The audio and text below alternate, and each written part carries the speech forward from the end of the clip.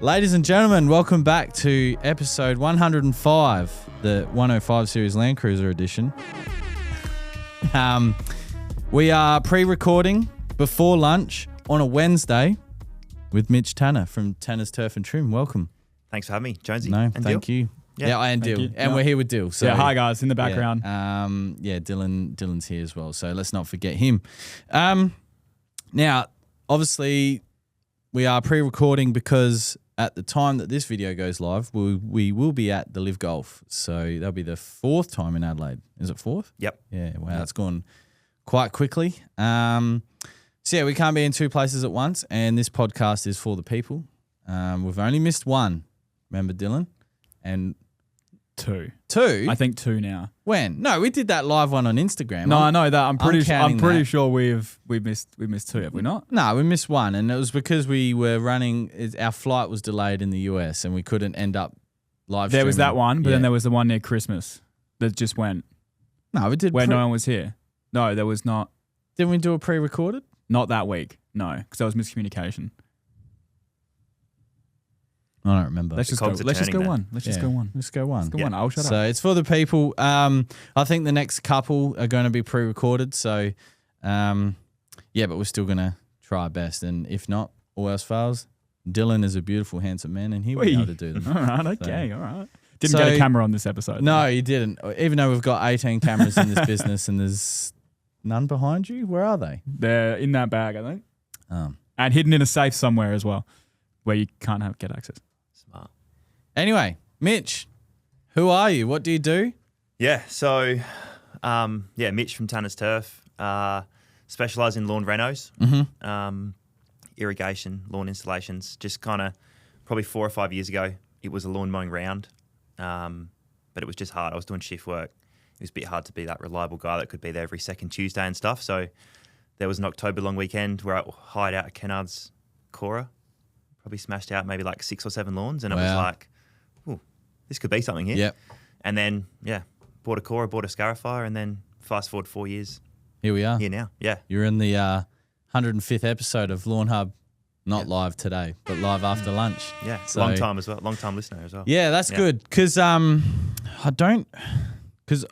obviously Instagram's a funny place, right? Algorithms and shit. And yeah, you were frequently, not just on the Lawn Hub Instagram, on the like reels and stuff and popping up on suggested posts, but on my personal one as well. And I can't remember when we first made contact, but I just like your content's natural, it's organic, it's real, it's not put on for show, which is always is good.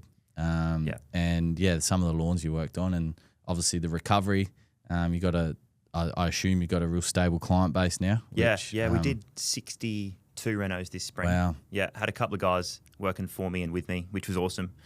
And it's just that once they see that 4 or 6 week improvement, and then you get that photo that shows you how good it looks afterwards, then that's when you sort of get that satisfaction, and that's when they want you to come back. They tell their family, tell their mates, and then Yeah. Do you do much advertising, or you rely a bit on word of mouth as well? advertising, like only ran that sort of July, August period, just as the weather's starting to turn a little bit, just through Instagram. Yeah. I found that a really good platform for me. And then because you get some good photos and some good videos, good content, people see that and then they go, I want my lawn to look like that by Christmas or whatever. And then, try our best. Yeah. So that's sort of the sell, like get your lawn ready for Christmas. Kind of. Yeah. But like if they're early, you get that sort of first or second week of September. I like the middle of October. Lawn's looking mint and the weather's looking good. So, it's been... Has lawn or gardening, whatever, has that been something you've been interested in like for a while, or it's sort of something that's grown? And It kind of started in COVID. Yep. Did a Scotty Bonner restoration just when I was sitting at home for a few months doing bugger all. So Mitch is part of the reason why the prices were like $300, and now they're he went through that time of just, especially during COVID, that was just silly. But Yeah.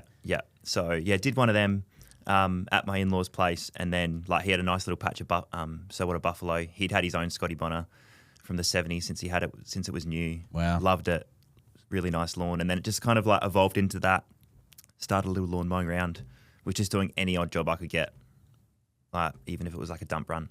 Or a stupid hedge that was just way too high to cut. And then kind of just like found more of a love for the turf stuff, found more of an interest in like, fertilizing programs and how you can bring something back from not very good lawn. And then it just kept growing and growing. Followed you guys, and Ben at Lawn Tips as well was really helpful for me. Okay, he gave me a plug one year on his lawn reno video. Yeah, okay. And that weekend, my phone was just like running hot. It was crazy. Ben deserves the respect that he's got within this community, 100%. He is he was probably the OG that put himself in Australia anyway in front of a camera. Definitely. So I know a lot of people have sought to him for advice, and he's makes some great content as well. So and now he's got his brothers as well doing it for him. Yeah, sometimes you're like, is that Ben or? Yeah, well, it's funny because you can always tell when it's Josh. His voices are not as quite the same. Yeah. And he messaged me last week when I was working on the RO unit, a quiz for his podcast, and then anyway I got it right, but then something else happened, and then I rang him because I just wanted to confirm that I'm not joking. Like I did what I said I did, and you can hear them all talking in the background, and on the phone you could definitely tell the difference, but on camera, it's quite scary actually. Yeah. Probably got away with it for a bit. School and stuff would have probably. Yes. Yeah.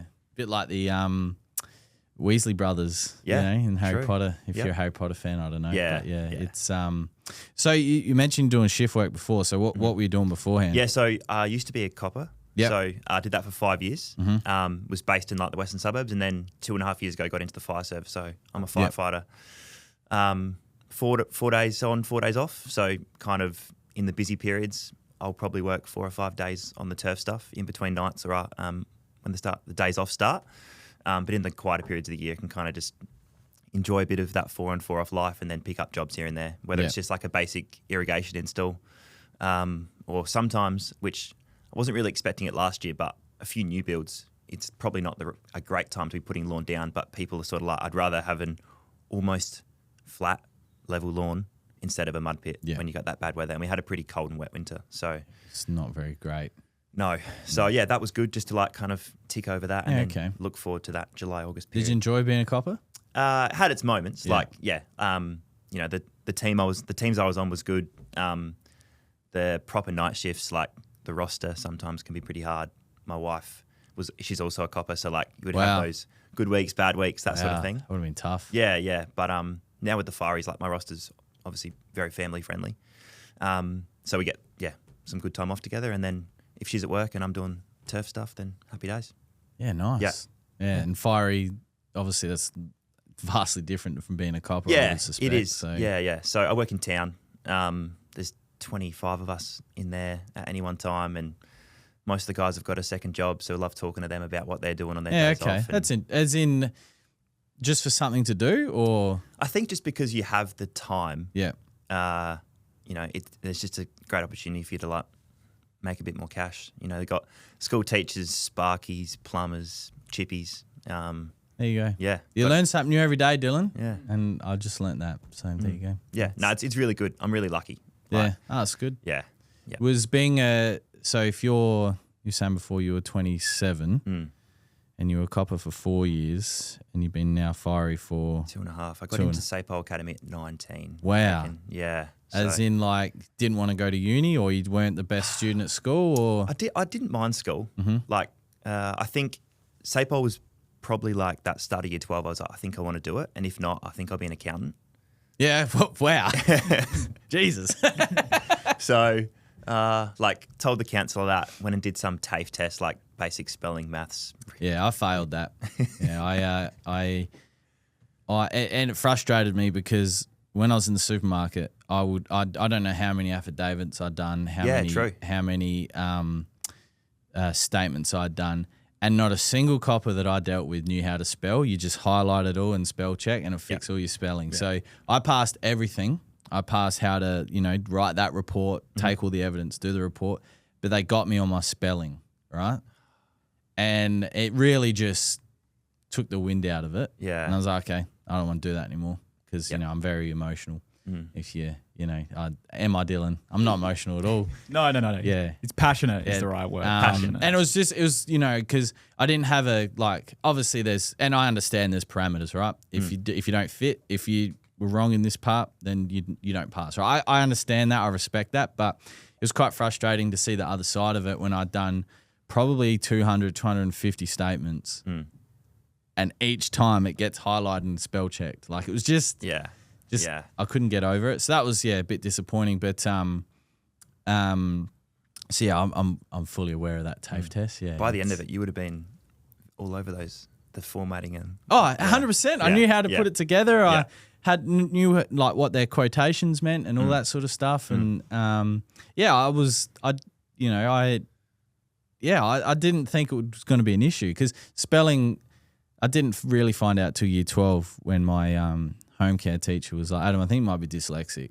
And I thought she was taking the piss. Like, I thought she was trying to like make me upset or something. But I think I'm dyslexic. I've never been tested, but I've always got words mixed up. Like, yeah, it's like letters are always, or not always, but a lot of the time, like I've read it differently. So Edgel, the corn, I always read that as Eggle. I never saw the D. And then you're going to clip that, Dylan. Yeah. And then that was at work when I was in the supermarket that I was, oh, fuck. Maybe I am. And then it just got worse. And like I have moments every day where I'm writing and I'll read it back and I go, nah, that's not right. Or I'll read something and I go, oh, that's not what it means. Or I'll read a book and it will be the same line 4 times in a row. And I'm like, I know I'm not getting through this book. Yeah. So, so that was, not to make this about me, but that was quite frustrating because, I'd seen how a police report had been written. Yeah. And that was, I'd passed everything else except the spelling part. Okay. Yeah. Oh, so, you're here now. Yeah, that's right. Yeah. Always, everything happens for a reason. That's it. And to be honest, I probably wouldn't want to be a police officer at the moment. It certainly changed a lot over the, probably coming out of COVID, just the demographic, all that sort of stuff changed a lot. Yeah. So. Well, I mean, I worked in Salisbury, just down the road here. So I was known at the Salisbury Police Station because of the store that I worked in. So, yeah, it's like I enjoyed the officers that would come in. I'd feel for them because they'd, take everything to prosecution and then they would just be like, oh, we'll give her a warning. But it's her 15th time. And it's like, and a lot of it was for theft. A bit of it was assault, but theft is theft, right? If you're stealing $100 steaks, well, that's not for your family. If you're stealing baked beans and noodles, it's a bit different, So it was quite frustrating. But anyway, so I do like what JP Drake does nowadays. With, the his little videos. Magical customers. So it's look. There's always there's views and opinions on that, right? And people that don't know what actually goes on in the supermarket just don't know. Like, I would have people steal from me and they're on the bones of their ass or they've just come out of jail, they got no money and they want to eat and they'll steal baked beans, chips, tuna cans, drinks, right? Low item stuff, like petty stuff. And it got to a point where this lady would come in and I'd know what she was after. And 9 times out of 10, I'd just give her a glass of milk and she'd fuck off. Like, she just wouldn't pester us, wouldn't do her needles out the front of the shop. Like, she'd just, all right, cool, thanks, Adam. Like, I'll go away. But, when you're stealing $1,000 worth of meat to take to the buy house to then buy your drugs, got no sympathy for that, So, it's, and there'd be people that would watch this and go, that's not a thing. Well, unfortunately, you don't know. So, there's heaps of buy houses around my store, so people would come in, steal, our Wagyu steaks, anything with high value, shavers, anything. Take it to the buy house, get a transaction, then go to the drug house, and the loop continues. And then we actually found out that buy house would sell the steak to the pub. No way. It was a massive sting. Yeah, massive sting. It was pretty cool to be a part of, and that's why I wanted to sort of join the force was because obviously there's a lot of petty stuff that police officers deal with, but, like there was that one moment where I was like, that was actually pretty cool, you know, like gathering all this evidence, all this sort of stuff, statements, and then, they took the buy house down and then went down to the pub. It was pretty cool. Yeah, cool. Yeah. Sweet. But I failed the spelling, so, here I am. Yeah. Lawnhub. Yeah. So 19, you did that, and then the academy down at Largs. Yeah, 12 months there. And then got posted to the Parks, which is Hanson Road, Grand Junction Road, like a little control base there. Yeah. Spent probably 3 years there. and then did a year at Henley. Just transferred like in the west, went to another station for a year, which was good too. Different change of scenery. Definitely change of scenery there. Your westernmost point was the beach. Yeah. We went down to Glenelg South, like that was our sort of our area, which was really good. And then in the background, it was just applying for the Fireys. It was just kind of happening in the background, and then there was another guy there who we worked together. We were both applying, and it just kept getting closer and closer. And then we ended up getting on the same course together. So we left. Wow. Left the same time. Was Sapole supportive of that? Like, they weren't unsupportive. Yeah. Like it's not uncommon. There's maybe like 4 or 5 squads that go through every couple of years in the Fireys, and normally there's 1 or 2 coppers in every squad. Yeah, okay. Because I think, people see it as a bit of a better opportunity, better lifestyle, that kind of thing. So, went through that, did I think it was 16 or 17 weeks at Angle Park Training Centre, which is where they do the training for the Fireys. And then, fast forward 2 and a bit years and working in town, and life's good. Yeah. Wow. We during the busy period here, we got a CFS volunteer who's out at. Oh yeah. I can never remember the station, but it's like in the Freeling area, but it's not Freeling. It starts with a K, or whatever his station is, and the stories that he tells is it's obviously there's a lot of open land out there, a lot of paddocks and a lot of scrub fires, and how quickly they move and all that sort of stuff. And he went to a fire the night before and then came here, and he's cooked. Could have been, and I'm like, bro, don't have to be here.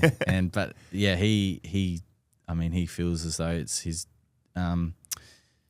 connection to the community that helps him do it and stuff. And I assume that the Metropolitan service is no different to that. Definitely, yeah.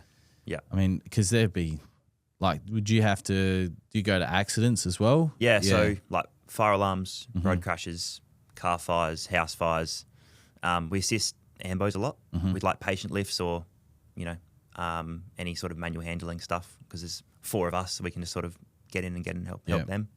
And then we just do a lot of training. So we're just preparing for, the absolute worst case, someone's worst day of their life, whether that's, rope rescues, someone might slip down a hill at Morialta or something. We can sort of, which has happened recently in the last couple of years. So there's just all these little things that we do. I suppose you never really think about it, right? Yeah. Oh, you don't know what you don't know as well. Yeah. Yeah. And then we got hazmat incidents as well. Yeah. So it's good. You think, see the movies and whatever, it's fires. That's all they do. But there's a lot more training. There's a lot more sort of stuff that we prepare ourselves for, that if stuff happens, we hopefully have an idea as to what to do. Yeah. So, It's far out. It's incredible. Yeah. Yeah. No, far out. Well, there you go. That's interesting. Yeah. So, and then we were talking just before about cricket. So I suppose we'll go into the Instagram questions, Dylan. We can definitely do that. Yeah. Oh, he's not prepared. I've got one up already here. Okay. All right. If we're ready. Yeah. Starting off with a kicker. Yes. What is Mitch's favourite Lawnhub product? Ooh. It's a great question. Yeah. It's got to be wet. Yeah. Yeah. Wetting agents. We do hear that. Yeah. We do hear the that. liquid wet. I'm putting that on every couple of weeks on my TIF stuff at home at the moment. It's just a good product. It's just so reliable. The BBW is good too. Yeah. I just use the Scott's drop spreader if I'm putting that out. Yeah. Just because you know where it's going. Yeah, that's that drop spreader in itself, in the right application, is a great unit. Yeah. I had an old one from the 50s, an old drop spreader. Yeah. And when we're dropping seed or like you said, BBW, it's not so great with fertilizer because obviously the prill, but that's cool. You can just see exactly where it is, where you've missed, where you got to, in the corners, because the wheels sort of sit, that's a few inches right, out. Yeah. But no, it's wet would be up there for sure. Nice. Nice. All right, we've got first question from M. Ladden. How soon can you apply a Celiprin after laying new turf? Zoysia australis, southeast Queensland. Exactly the same time. Has no effect on the roots. Nice and simple. Yep. Nice and simple question, that one. Archie Dog Steve asks, how old should new lawn be to get rid of the weeds? Oh, you want to give it at least 12 weeks, like on the NSFW label. At least 12 weeks. Lukey Robbins, which Adelaide grade cricket ground has the best outfield/square, and why is it the East Torrens? It's definitely not East Torrens. When I saw that question come through, it is definitely not. It has got better. I know it's got better. I know Quinny's done a really good job out there. Yeah, we played there last week. Yeah. Yeah. Like when I that pitch used to always be slow and dead, and you never used to get carry.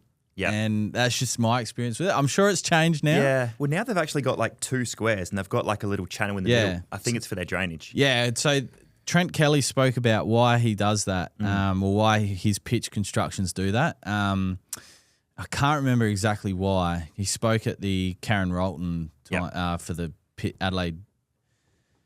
The turf manager of South Australia, there was one at Karen Rolton there, and he spoke about that strip and how it's becoming more common. I think it might be for drainage. Yeah. So that pitch has been redone then. Yeah, and they've got because it's Rostrevor Old Collegians Footy Club. They've got like the Campbelltown Council Centre in there, so they've got like a massive new building. Yeah, okay. The old change rooms that were like 200 metres away. Oh yeah, and underneath that little horrible. Yeah. That's gone now. They got a picket fence and stuff, but. It was a bit thick there on the weekend. Okay. And obviously, it's Kaku. Yeah. Karen Rolton's obviously like top tier because you got full-time staff there. Yeah. It's funny because Karen Rolton, when I was coming up through the juniors, was not Karen Rolton. Yeah. It was like the old railways. And it was, no offence, but it was junk compared to what it looks like now. It's been good to see that go through its transformation. Yeah. Adelaide Uni's good though. Yeah, Uni's always been good. Always. I remember first time I played on Uni Oval, took Pfeiffer. Oh yeah, it was good pitch, good speed and carry. The outfield was all striped up, and that was I enjoyed that. Yeah. Northern's boy always liked playing at Salisbury. It was, you knew what you were getting at Salisbury. Your car broken into? Yeah. Or? No. The slow, low ring field. Yeah. You just tire the batsman out and you take wickets. That was the game plan at Salisbury. I'm not sure what it's like now. And there's always runs to be had at Salisbury. Always did well at Salisbury. I'd say it's got a little bit better, but it is a little bit thick and slow. Yeah. That normally it's those places where the council are cutting it on a Thursday or a Friday. Yeah, and that used to be very common when I was playing. Now it's looked after. There's a dedicated curator there. There's a lot more maintenance put into the oval as well.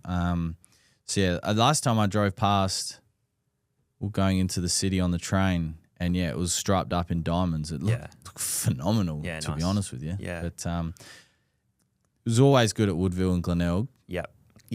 Woodville's good. They scarified it before Christmas, and then I feel like over the Christmas break they probably missed a mow. Yeah. So all of a sudden that thatch was back. Yeah. Last year, because there was a chance we were going to get some finals played there from like different grades and whatever. Adelaide Oval Turf Solutions started giving it an extra mow during the week. Yeah. And they were catch mowing as well. Oh, beautiful. And there was a PGR program. So by different that oval. second week of February, it was like, holy shit, this is awesome. Yeah. But then our council just mow it on a Friday morning. We got to make sure the rope's away. Yeah. So, but they did actually last week. They did give it an extra mow, so it definitely helps. 100% it does, especially Kike in the weather that we've had. We had 147 growing degree days 2 weeks ago. Like that's crazy. That's out here. That's ridiculous. Yeah, Yeah. My PGR was at a reg in like 2.5 weeks, I reckon. Silly. Silly. Yeah. Never liked going down to Southern Districts. That was so far away. Very sandy there. Sturt. Dog. It's a dog field. It's like the boundaries from here to there away. But then again, if you're playing the further pitch close to the grandstand at Woodville, that's a short boundary as well. Yeah. Good value for shots there though. Yep. Kenzie. I actually really like the Kenzie wicket, but they're actually ripping it up at the moment. I saw that. Yeah, they're building a new club rooms, new wicket. Okay. So I always liked playing at Kensington. That's where I played. That's where I made my highest A grade score there. So got out for 80. You want to drop what you got, or what did you get? 87. I got caught behind by Brownie. He bowled me a bouncer and my eyes lit up. And I was about to hit him over the club rooms and I top edged it. I was so disappointed. But at that point in my A grade career, I was averaging 50 because I made 13 my first game and 87 my next. So I was averaging 50. I should have called it then. Then my next game was against Glenelg. Is that who Theo Dropper's played for? Yeah. Dropper, yeah. He nicked me off back of the length, bastard. I was in good nick too. They had that lefty come over from ACT. He's bowling absolute wheels. Can't remember his name, but I just kept flicking him off the hips for 2 or 3, and then Theo came on, put it back of the length, just obviously knew how to get me out. I was like, and then that was the end of the season. Yep. So, but West Torrens struggles a bit. West Torrens is just gets smashed with footy. Like many Sharks play and there? the pitch, I don't know what it's like now, but the pitch was always a road. There was nothing in it for the bowlers ever. Yeah. It was just hard and flat. Adelaide was good. Yeah, we're playing there on the weekend. That actually. outfield was always at Glandore. That oval was always. That pitch was actually good. They used to bounce and carry. Yep. Played against Dizzy Gillespie there. That would have been fun. Yeah, he made 100 that day. Did he? Yeah, took a wicket first ball. I did, so that was fun. Port's pretty flat, and it's an absolute wind tunnel there. Hated playing at Port Adelaide. It could be 35 degrees in Adelaide, and you'll be cold at Port Adelaide. Every time we played there, it was a green top. And we're talking green and soft, not green and hard, green and soft. Never really liked playing there. Yeah. Nick Benton Yep. hit me in the head in my first A-grade game there. He's playing for Prince Alfred now. Yeah, he bowled me a bouncer and I just didn't pick it up. And I remember just like in my stance and I didn't pick it up and I just went bang like that and hit me fair and square in the helmet, cracked my helmet. That'd be a couple of weeks off now these days. Yeah. I had a split headache. It was not good. And then never liked playing there. But I did like playing at Woodville. Yep. Prospect, always made run at Prospects. Yeah. It's got a lot better there. Yeah, I know. I saw during the footy season when Willie Rioli got dropped and went back to play for Port, and they were playing at Prospect Oval, Northern Playing, and the Oval looked really good. Yeah, Turf Solutions are doing that now. Yeah, so okay. Yeah, just getting that like extra 15, 20 hours a week. Like, it's a massive difference, and I've noticed that shift, especially at Park 25. So like Park 25 number 3 used to be the Prickle Oval. You know, there used to always be prickles down there. Number 2 was like better. And then number 1 was always the standout. But nothing like what it is today. They've done a fantastic job there, the Sacker. The number 2 there actually has like a red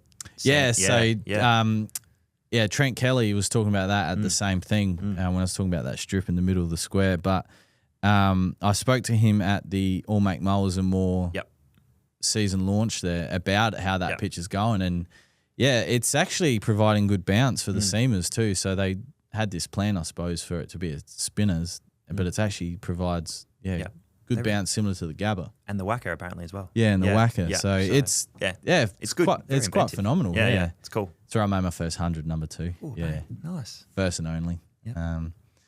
Yep. Sorry. Just a lot of memories on these grounds. You spend, you know what it's like, you spend hours of your life, you know. Yeah, sometimes 4 days a week, like train a couple of days and then if you got a Saturday, Sunday. So, far out. Won't talk about Tea Tree Gully because that's just... Purdy stinker. Yeah, Purdy stinker. Yeah, Don't go back at Purdy. No. That outfield was usually pretty good though. I always found that when I played there, it was a real blended Cooch Kaiku mix with some bits and pieces of random shit. But it was always hot when I played there, always. And they redid... It wasn't necessarily their square, but they redid the surrounds. So they must have because the clay obviously just builds up over time. Yeah. And I think they've put maybe Cooch around it. So it looks a bit neater. Yeah. But, Yeah, I never liked playing there, to be honest. I think I was scarred. I got Travis out, like Travis, a beauty, and it got dropped. And it was like I did all this hard work, set him up, put it across him, and then he ended up going on, make like a squillion. And like I think from that point, I was like, I hate this place. Look at him now. Yeah, I know, right? Yeah. I don't think there's too many grounds left, is there? No. The Sacker 19s play there because they're in Division 2. Yeah. Like they split divisions a couple of years ago. They play on Adelaide Oval number 2. Yeah, okay. And then I think when like test matches on and stuff, they either just play their away games or they can play at Park 25. That's nice too because that's actually a Sandarana Yes. Yeah. outfit, which is rare. Yeah. I never played there. We only did centre wickets there. Yeah. And do you remember the show Totally Wild? No. It had like this frilled neck lizard. Anyway. Oh, maybe. Yeah. Yeah. Totally Wild did a skit there one day while we were training on Adelaide Oval number 2. It was really weird. It was really weird. I don't know why. I think now that I think about it, was it Jamie Banfield? His sister was the host, and maybe that's how it came. Okay. If anyone's watching and knows that Dylan says I have a weird memory for shit, and that's definitely a weird time. That is, yeah. But have you played on Adelaide Oval? No. Haven't had the honour. No. Stacey Thompson. Is that Who you're thinking of? No idea. What was her first name before it was? What was her last name before it was Thompson? Did it say? Well, Ranger Stacey was the primary most iconic host of the long-running Australian's natural program Totally Wild, appearing for 30 years. Would have been about 2010 or 11. Anyway, it was weird, but yeah.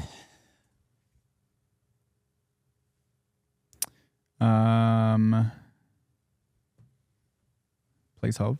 Anyway, but I was fortunate enough to play in Adelaide Oval when it was still Santa Ana. Yep. On the outfield, and they just started works on the western stand. Oh, cool. Yeah. So the newer member, like the new members side. Yep. Yeah. That was pretty cool. We played in a curtain raiser before the Big Bash, before they split to their like sixes and all that sort of stuff. So the it was KFC blast thing. So it was SA versus Queensland. Yeah. And Pat Cummins actually was talking about it the first time we met Travis. So it was that game. So we batted first. Paddy bowled 2 overs. Trav made like 30 or something off of not many. And then Paddy got dragged, didn't bowl again. So he only bowled 2 overs that game. And we actually ended up in a draw. So it was a tie. And we had to play a super over, and like we had to like be quick because They had to play. They had to play. So that was pretty good. There was probably about that for the super over. There was probably 8,000 people there at that stage. That's like cool. people started coming. So that was pretty cool. And unfortunately, we only made 4 in the super over, so we lost. But yeah, that was 2 cool. for 4, or you faced the 6 balls for 4 I runs? think they faced the 6 balls for 4 runs. Yeah, Yeah, right. it was they bowled well. Yeah. I'm sure there's a scorecard somewhere, but yeah, that was quite fun.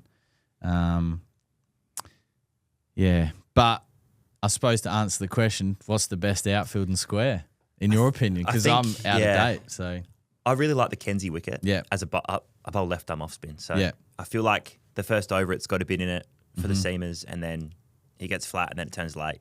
So that's ideal. Outfield, I think probably uni. yeah, Because it's got that full-time care.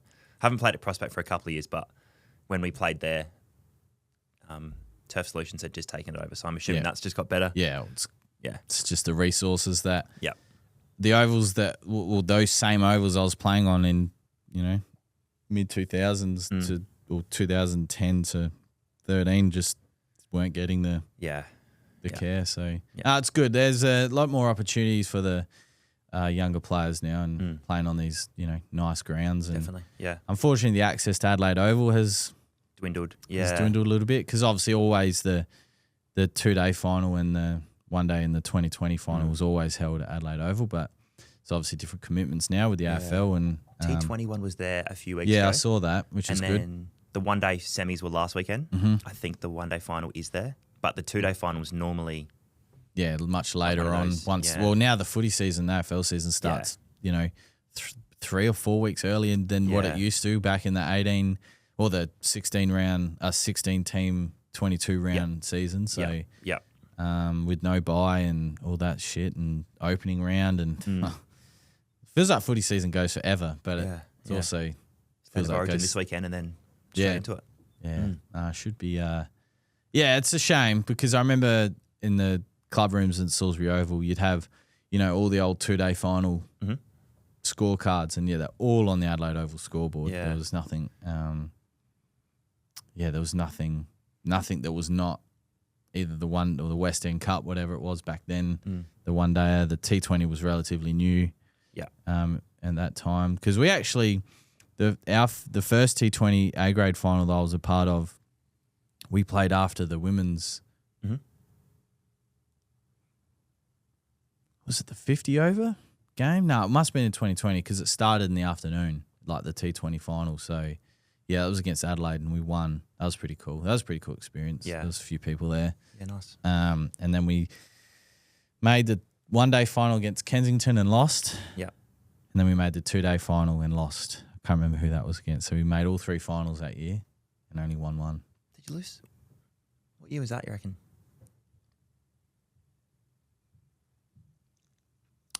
2010, 2011, Yeah. maybe 2011, 2012. Woodville won. They won back to back 6-7, 7-8, and then they won 11-12 or 12-13, I reckon. Yeah, might have been Woodville then. Would have been like peak Daniel Harris, Chad Sayers, Yeah. Carl Teachins, Ken Skews. Yeah, because I think at that point, Ryan Harris had gone up to Queensland. Yeah. I don't, because I've told this story before on the podcast, but the first time I saw Ryan Harris bowl was at Salisbury Oval. I was in the grandstand, right? So, as you know, that's on the side.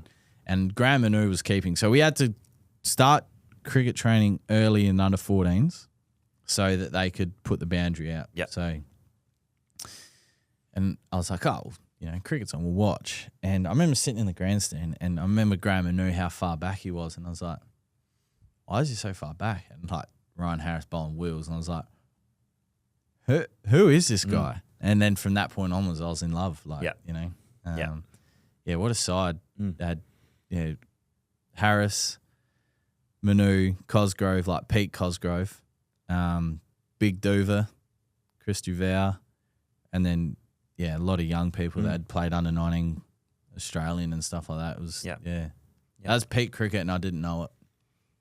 And the Australian side at that point was peak Australian side. I think we spoke about this last week, like just the way that the cricket is played now in Australia at the elite level, it's just not the same. You know, we're sounding old, but they're playing tonight against Scotland. I T20. I said this last week. Test cricket's your jam, isn't Test it? cricket, I just love it. It's just a proper battle. The Ashes this year was fantastic. Still, and I'll die on this hill until something changes, but the 2005 Ashes series in England was the best Ashes series I've ever witnessed in my life, and we lost. Like, that was the revival of English cricket, and that ball of Simon Jones bowling to Michael Clarke, reverse swing, and he leaves it, and the stump goes flying out the ground. That whole panoramic view of the crowd as it all stands up, and it's just, I'm getting, hairs on the back of my neck. It's just, that was peak Test cricket, and I was so young. And I've missed out. Missed out now. So I wonder if we'll say that in another 5 years, like, oh, this was like peak, I don't know. It'd have to be something. I mean, like what we saw this summer from Travis, the last few summers of Travis has been, it's generational. He could play. It wouldn't surprise me if Trav played like 110 tests and 12,000 test runs. It just wouldn't surprise me because that's just who Travis is. But you hear him in his press conferences and he plays cricket because he loves it. But I think the moment that he loves something more, whether it's his family or watching his kids grow up, he'll just flick the switch and go, "Thanks, guys. I love my family, and that's what I'm going to do." And if he does that, kudos to him because he's in obviously quite a fortunate position. But that 2005 to 2006-07 cricket there, that was my favourite cricket of all time. I don't think I will ever get back there. Nah. Some weird stats throughout that time as well. But anyway, moving on to the next question, Dylan. That was a tangent. I will continue the cricket questions though, because we do have another one here. Yes. From Stuart Coles. Favourite / grumpiest captain you've had in your cricketing career at the Peckers? Stuart Coles. That's funny. There you go, Colesy. I was. I think I debuted when Colesy was captain, and like 18, just out of year 12. We used to have to play first 11 school cricket. Yep. Even unless you were playing A grade. So I reckon I might have missed a couple of games later in year 12. But yeah, like I was just the young, probably like really annoying kid that just like wanted to field everywhere. Probably had way too much energy. Would have been such a pain in the ass. Yep. And then I just want to bowl, and then I might get like the token few overs, before lunch or tea or at the end of the day. But yeah, when things weren't going our way, I feel like Colesy or maybe Carl Teachins. He just had a different way of being grumpy. Just he'd get really quiet, and then all of a sudden he'd just like snap. But great blokes, good cricketers. So could bowl. Carlos, yeah, he can. Yeah, he still hangs around at the club a bit. That's good. Yeah, and what I was talking about before, like I do miss the people that I used to play with. Like when that question came through, there was two people that came straight to mind for me, even though I didn't play at the Peckers, but at the Jets, and that was David Millets and Andrew Perkins. Like, Perks was the angry guy, but Millie was the get everyone around sort of thing, and I do miss that. Yeah, I do miss that, but it's just a big commitment. Huge. Like cricket, cricket more so than footy, especially at a higher level when you're training 2 nights a week, potentially Saturday, Sundays, like you said, and it's not a 2.5 hour footy game. It's 8 hours commitment, and if you have to go to the club afterwards, or it's a lot. Yeah. And you're working. Like back then I was at school, like, cool, who cares? Yeah. School. Yeah. Oh. Yeah. Oh, that was hard. Oh, got to go home, got to go to bed to school. It was not, that's not how I thought anyway. So. Yeah. I'm pretty lucky, like, when I was in SAPOL, it was a lot harder. Like, I'd miss games. Yeah, of course, yeah. You might not be playing A grade every week because you're not training and whatever. Of course. Sleepy was our coach at that time. Yeah, okay. Yeah. So, and then, since getting into the Fireys, like, you can change shifts with people as long as there's 4 people in every truck. Yeah, okay. They don't really care. So, like, try and buddy up with a footy player and be like, all right, I'll work your Saturdays in winter, you work my Saturdays in summer. Yeah.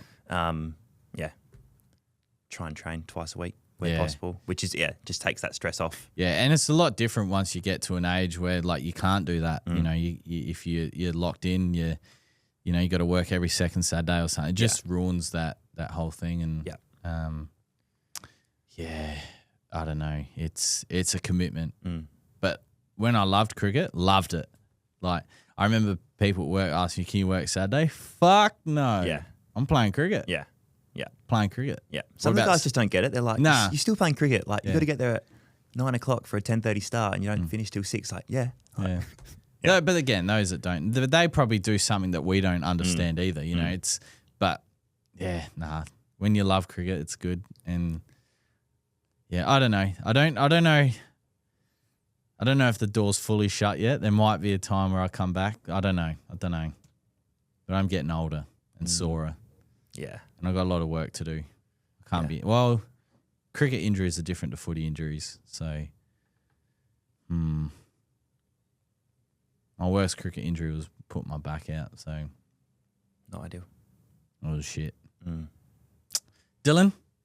All right. We're going to be moving back to lawn now, guys. Boring. It's not a lawn podcast. No. This is from Lauren Ferguson, who's asked, I have kikuyu lawn and some parts are just dirt and not growing. What can I do? Always gets water and fertilizer. Wetting agent as a beginning? She did say wetter. I don't know if that's her trying to say wetting agent or... And one of Mitch's machines, the Cora. Yeah. And if you don't want to do that, just get a pitchfork and punch. Or a big drill bit. Yeah. That's... People still laugh at me, but you should see the photos I get. People out there with the drill bit. They're like, this is wicked.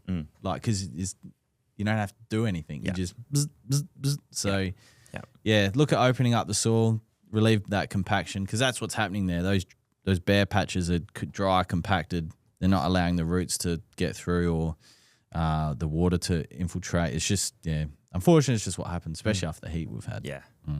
It's different heat here in Adelaide. Dry. It's a windy dry out there as well, isn't it? Well, you would have seen the lawn. It's cooked at the moment. Yeah. I mean, the rye is struggling. Yeah. We are watering it. It's hungry. It's literally a good content lawn because it won't take much to get it back to Instagram worthy. But you got MP rotators out there. Yeah, the 815 series, so 20 mil an hour, so larger they droplet. Need it with the wind. Otherwise, we would have put R-Vans out there, but there's already the 815 series out there, or 800 series, sorry, they call them.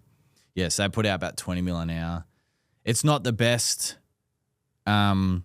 install, but it does the job. Everything gets wet. Yeah. So that's because I had MP rotators, just the standard ones out the front of my house, and mate, they'd be blowing down the street. So I've switched to R-Vans out the front and kept my MPs out the back. But I think when the MPs, when the R-Vans decide to, either my neighbour drives over them one more time or I clip them with the whippersnipper or something, I'll change to the 800 series because I'm quite impressed with the performance that those nozzles give out here. So Cool. Got one from Emma who says this is one from Anonymous. Take that for what it is. Well, you just read her name. No, she's saying it's one from Anonymous. It's not from her. It's from an anonymous person. Right. On her behalf? Yeah. I didn't see this one. She's just saying it from the anonymous person's Is this new? behalf. Because I didn't see this one. This is new. Trying to think of all the Emmas I know. What would you recommend for a back lawn at a holiday home suitable for kids and dogs? Low/intermittent maintenance. The soil is sandy. Emma, we've been through this. Needs a second opinion, clearly. Well, low maintenance is not Kaiku for starters. It'd have to be Santa Ana, in my opinion. Like you just don't be too harsh with it. You just keep it on the brink of, lean, and it won't be out of control. You have tiff tough there, you're gonna have troubles. Yeah. Thatchy. Yeah. Yeah. It's far out. Did we cop a bit of heat about 12, 18 months ago about, the heat that would give tiff tough, and we have tiff tough out the front here. It looks good. I've got tiff tough at my place. It's just now. high maintenance. Yeah. It's not the marketing that they give.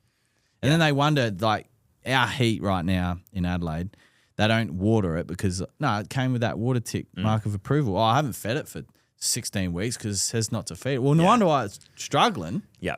So it's going to take a while to change that narrative, I think, and how to properly look after it. And, every expert on Facebook groups has an opinion, and, there's a million different things, but you got to find what works for your turf at the end of the day. But, Emma, I would look at Santa Ana, honestly. Yeah. All right. I'll let her know. I mean, anonymous. Yeah, anonymous, not her. Yeah. I don't know what you'd. Sorry. No, I agree. Sorry, Yeah. Mitch, yeah. No. No turf farms in Adelaide now or in South Australia are doing Sir Grange, I don't think.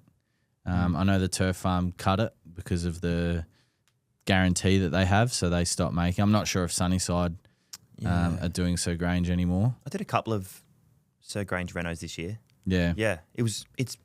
They were good. I think this is establishment time it takes to get it established is the issue. And if you buy from a Lawn Solutions dealer, there's obviously that guarantee that, if it dies, we'll replace it or whatever. So the turf farm doesn't cultivate Sir Grange anymore. Like I said, I'm not sure if Sunnyside does because they're a Lawn Solutions dealer.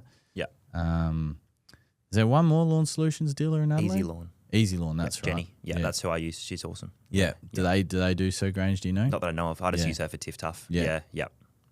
Because Easy Lawns is quite new, isn't it? I think maybe 2 or 3 years. Yeah. Which in the Adelaide, turf farm's turf farm's the one that you hear all the time.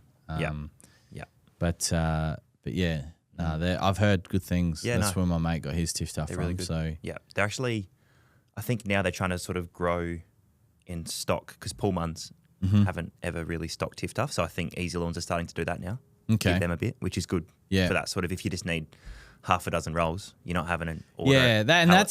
That's one thing I always liked about Pullmans' shop there on the road there is that, you can, if you only need a slab or, 5 slabs of something, there's a highly chance that it's there.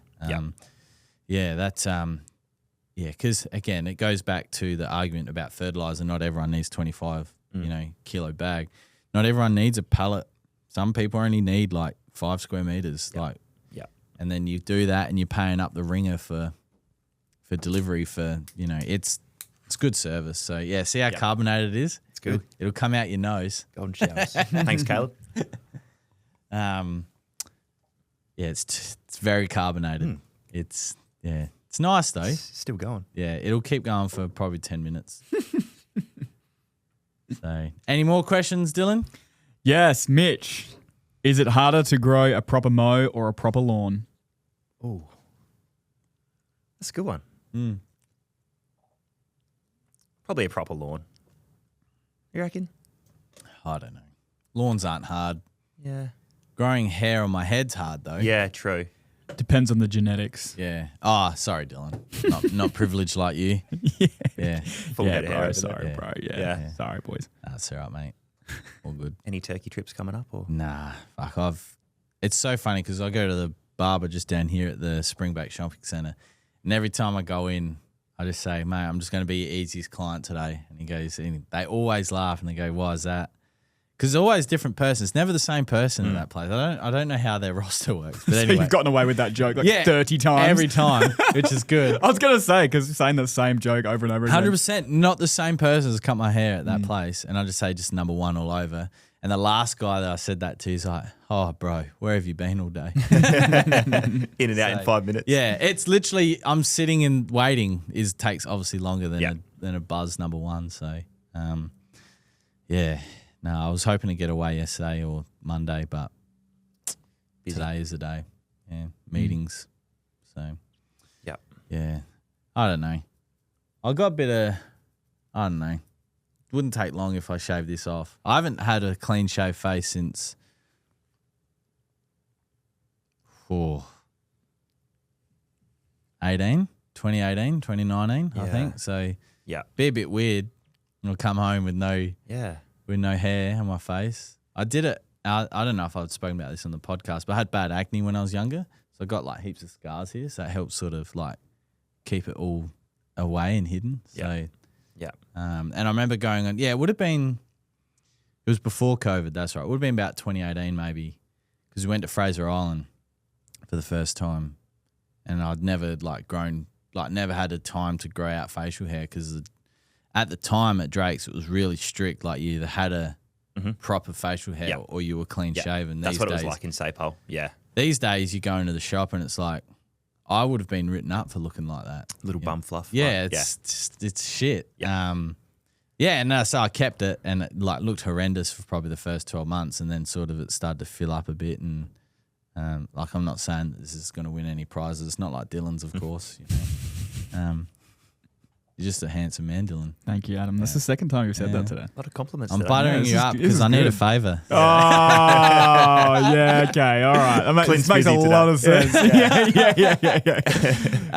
You should have heard what he was saying before the podcast. Yeah, terrible. So, but yeah, Ange, if you're watching this, what do you reckon? Should I just do it? Just get the blade out and go. I'd probably my face would be a different colour. It'd be really white, I reckon. First time I shaved mine with Sarah, she teared up. Yeah, she was like, "What have you done?" And then you grew it back straight away. Never again. Yeah, when Dylan started, he had the blonde streaks and everything. You remember? Yeah, it wasn't blonde streaks, but I had it was. Well, isn't it? It had blonde in it. It had blonde in it, but blonde streaks is well, different, not like Justin Timberlake streaks, but like it was full blonde. Yeah, it was yellowing a little bit at that point. And then the perm. Then his boss went on holidays and never came back. So every time Dylan goes on holidays, I have PTSD. He freaks out. Like, you coming back? Yeah, coming back. Stresses him. Yeah, and then you had the perm. That's right. That was a good era. Yeah, I enjoyed the perm era. Yeah, did that a few times. I think I did 3 perms overall. It was good. You took it to Melbourne, didn't you? The perm. Didn't you take it to the Mifkus? Oh, probably. Yeah, I probably had it during that time. Yeah. The statement piece. Statement piece. Yeah. Yeah, so when I go back there, no one's going to recognise me. No, not at all. Yeah, I'll need to get it done actually before this come out one. So I haven't had hair since year 8, so I was looking at my IDs the other day. I was cleaning out underneath the bed, and I had all my year 8 through to year 12, and I'm just like, you look at them, you go hair, and then by year 10, I was like, Jesus. No. You knew. Yeah. He was coming. Yeah. As Clint would say, that would just be like a Gawler thing, wouldn't it? Gawler thing, that's Gawler, right. 100%, 100%. Yeah, because everyone in Gawler, has a hairline like me. Yeah. So. Oh, goodness. So, any more questions, Dylan? That's all from me, mate. That's it. It's all on you now. All right. Wicked. Sounds good. So, Mitch, what's your favourite piece of machinery that you have or use or want to have or, Yeah, Shannon at Allmake actually sorted me out with a R22W maybe like 3 or 4 weeks ago. Yeah. That thing's amazing. It's a different machine, eh? Yeah. So I've had the Allet with the interchangeable cartridges. Yeah, has that been all right? It was all right. Yeah. Yeah. I just had the Kensington, which was like the 17-inch. It was like one of the earlier model interchangeable, so you had to like take the chain cover off, take it out, whereas now they've just got like the interlocking. Completely different. Yeah. Then I tried the Protea one, which was pretty good. A little bit more like ergonomic for me because like the handles were a bit higher than other cylinder mowers I've used. But yeah, the Mowmaster was endgame, and it's good to get. It's it's an eight blade reel. It's a weapon, and then they are a different league. They're not like anything else on the market in terms of like, I mean, you got your I don't know how to pronounce it, your Aloras or whatever they are. They're obviously big units.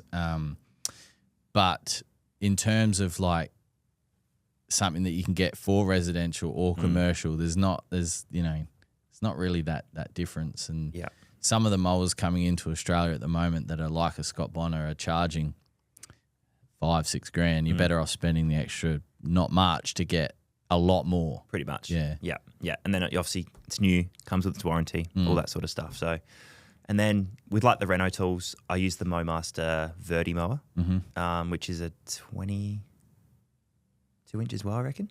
That thing's a weapon as well. Yeah. Just reliable.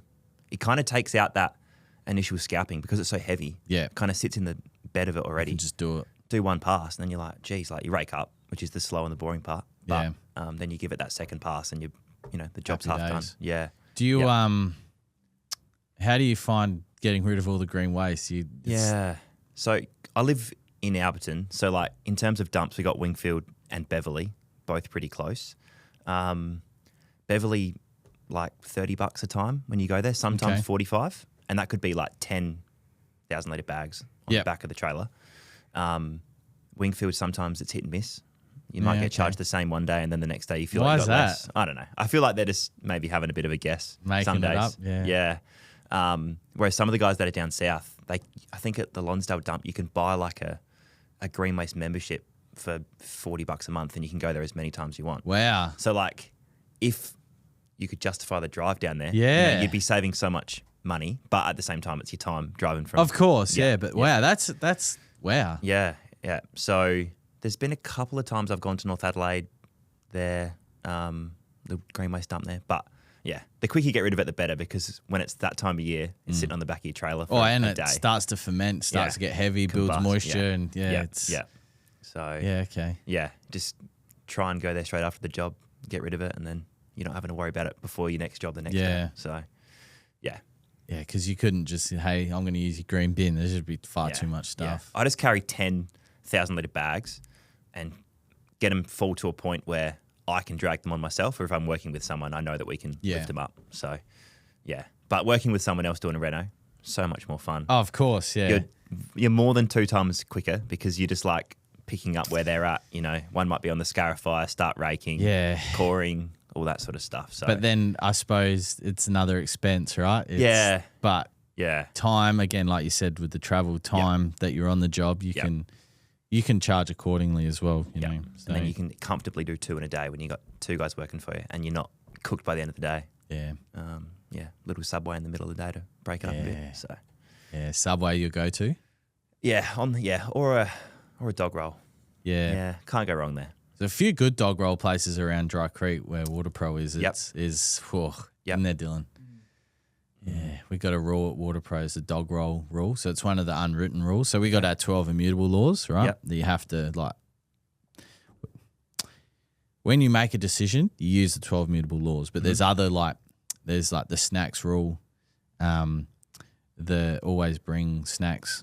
So if you've got a meeting coming up or something, always bring a snack. Yeah, it's just and one of them is a dog roll. So if you worked here, right? If you worked at Water Pro, and you were like, oh man, I could go a dog roll, and you leave and you don't ask anyone if they want a dog roll too, you're in trouble. Ooh, yeah, good rule. Yeah, so I think it's called the pork rule, but it pretty much means the dog roll rule. Yeah. So can't go wrong. Nah. Yeah. Well, if they are going wrong, they're either. We might not say that. Dylan might get in trouble. But usually, the people who own Vietnamese roll shops know what they're doing. If you go to one that doesn't specialize in it, well, then that's on you. Yeah. So. No, cool. And then I actually bought the MowMaster Edger, and then got the little scarifier Verdi retrofitted on the side of it. So just really good for around the edgings or around sprinkler heads. Yeah, okay. Just saves you. I didn't know they did that. Yeah. So Trent sorted me out with that. Trent Kelly, who's the MowMaster rep here. Yeah. And that's a weapon as well. Just saves you dangerously close to a sprinkler head that might be sitting a bit higher in the. Do you carry spare parts in case you did? Yeah. There'd be a lot of people that, there's a lot of things in all types of businesses, but you clip the top of someone's sprinklers, I got to fix that. I don't have the parts, so that's. It's normally MPs because they're just bread and butter. But then you might knock it in our van and you might say, look, I've put an MP on there. Like if you're happy with it, or I'll come and and change it back. Yeah, because sometimes, as you said before, like the sprinkler systems, they might have put them in, they might have moved in and they've inherited it, and they're not a great system anyway. No. So there has been a couple of times where I've hit one and they're like, oh, why are you here? Do you want to just put a whole new system in? Yeah, And that's you're like, a business idea. and you're like, oh no. Oh no. Have you got a trencher or anything? No. So just use the hire one from Kedards if you need to. Yeah. I looked at the Geo trencher, but I'd lose my leg using that. yeah, they do look a bit full on. We've got a couple of contractors at WaterPro that have that, and it's a red machine, and it literally just cuts a hole this big, and it just puts the dirt to the side. Yeah. That's a brilliant machine to watch in use. I don't know I can't remember what they're called or how much they cost, but if you're doing irrigation installs and you do them all the time, saves renting fees and or getting on the pick Picking or up, whatever. dropping off. Yeah. Just if it's a small job like Matic, or you can try and be neat and you can get the shovel underneath and try and prime up into big cutouts.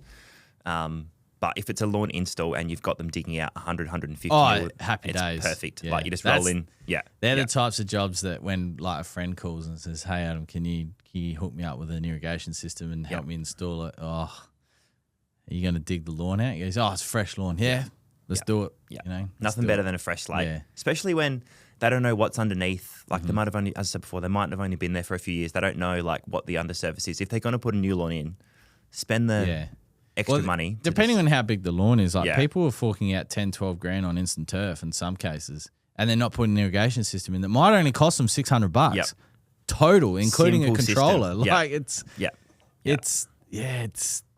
I think the narrative's got to change on that as well, and not just having sprinklers on one side. But it throws water over there. But it doesn't. It's, and Clint's a big advocate for that. But you don't know what you don't know as well. That's sort of a big thing in this industry.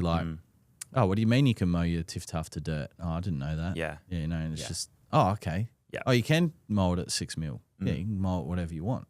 Stuff like that. So, and that's where when you go to an irrigation shop and you say, look, here's the plan, here's my flow rate, here's my pressure, and then bang, they can draw the plan up for you. It takes away that guesswork, gives the client the satisfaction knowing that what's going in is going to work. Yeah. And you're not putting stuff in, oh shit, I don't have enough pressure all of a sudden, or that's not throwing there. It's just it takes the guesswork out of it, and then you can just look at your plan, put your heads on, the install, happy days. Bang. Yeah. And then that's another thing that you noted. You mentioned about now I don't have enough pressure.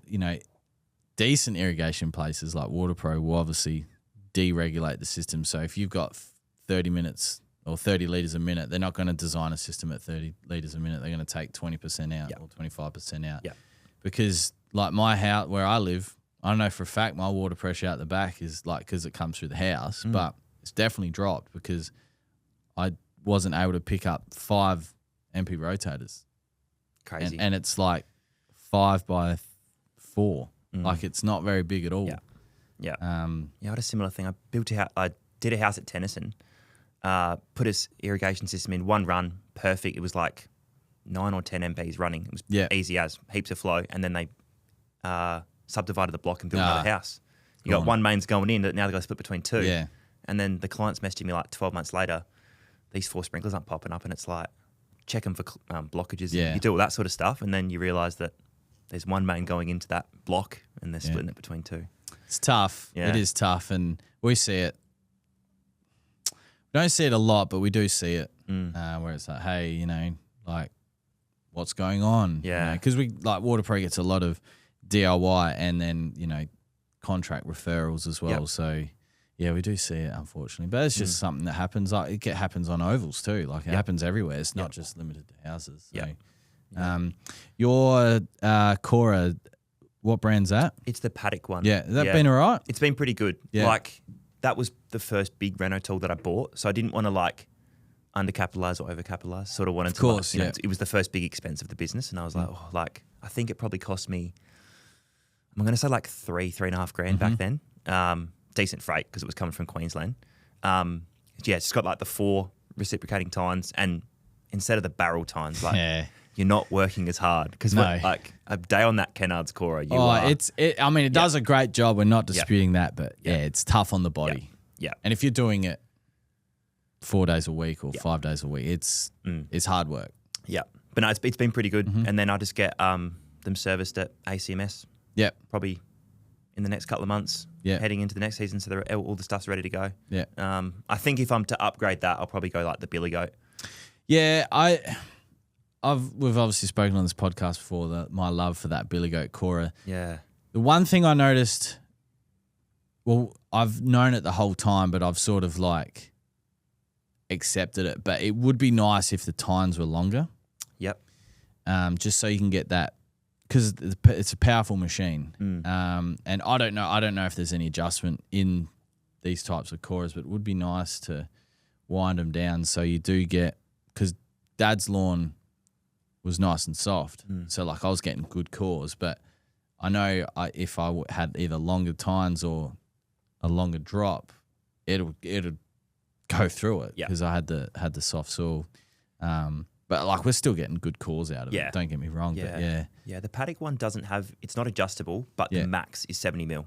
Okay. So like I say to my clients, I say like, obviously we don't want to hit irrigation. No, but not at all. Tell us where your lines run. And most of the time, if a professional's installed it or someone with half an idea, it's all perimeter. Sometimes they're like, oh, there's one going through the middle. And it's like, well, to avoid that, we're just like not going to core that, half a meter strip. You just don't want to. Yeah. And then you just got like the little flags for the heads. And most of the time, you're safe. Cool. But yeah. So what would be next, do you reckon? Next tool. Yeah, next tool. Yeah.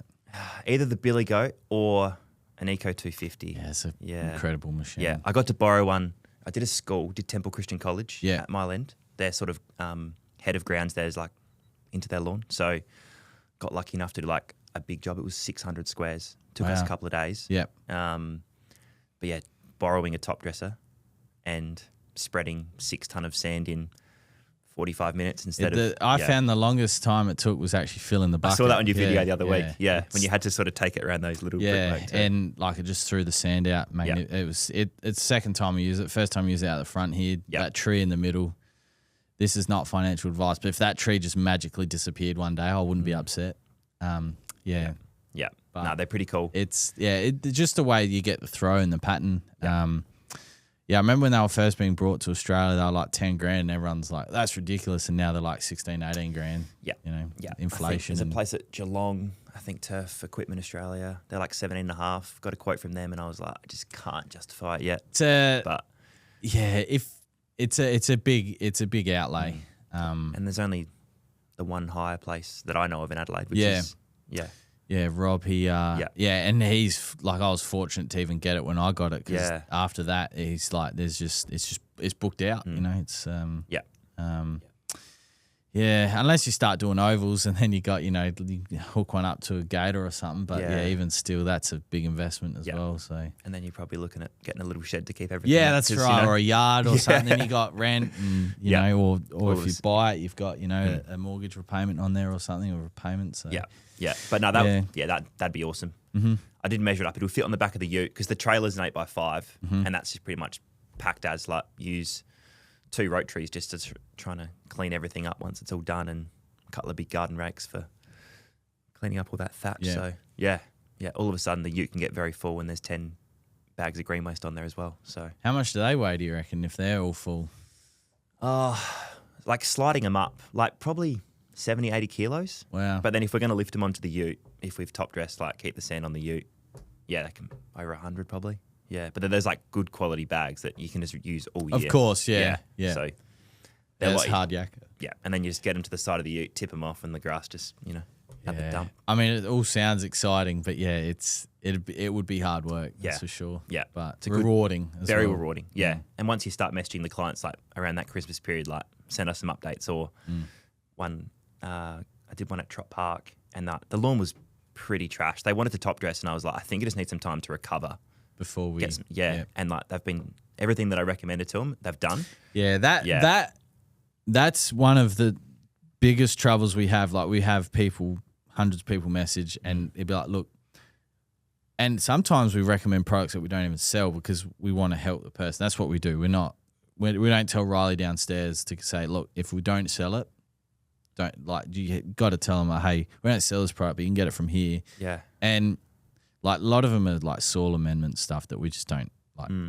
You'd be silly to hold every nutrient that a soil, it'd just be silly. So, but, you know, do this application, this amount of water, and then on this day mow like that. And like you put out these plans for them and they do it. And then in 4-6 weeks times, it's like, what have you done to my lawn? This is incredible. Yeah. But it's like, well, you listened. Yeah. You did it. We didn't do it. You did it. You know, and when you buy the products, it tells you what to do. That's right. But, Yeah. Well, you know, there's having it and then there's actually doing it. And I'm guilty of that too. Sometimes I'm like, oh, like I won't do this today. I'll do it another day. And then all of a sudden you wake up and you got hundreds of seed heads and you're like, idiot. I should have put it down. Yeah. And it's not to give, you know, Lawnhub a plug, but like when people ask me what I should use post reno, Lawnhub's such an easy product to recommend 100%, because it's here in Adelaide.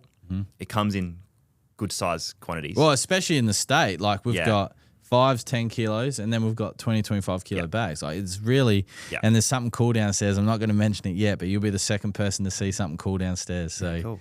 I think it'll excite you. I mean, well, excites me, and I've seen it 10 times already. So nice. And then just like, if people just want a basic pack, it's like amateur pack. And then it's like, I want to upgrade. All right, like the spray packs are good. And then, you know, it goes up to, is it the golf course? Yeah, the full load pack. Yeah, full load. Yeah. Like if they want that, like bang, it's just there. And they don't have to think about it. It comes with the calendar.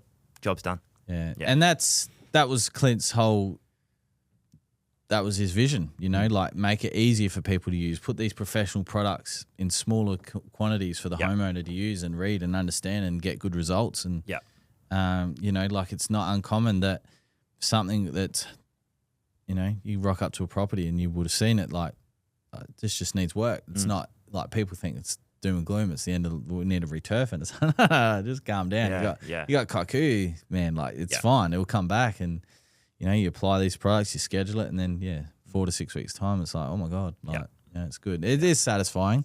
But of course, you always get your Karens and your trolls that you know that's you know like where the one comment that stayed with me my whole 4 and a bit years here is that wedding agent snake oil.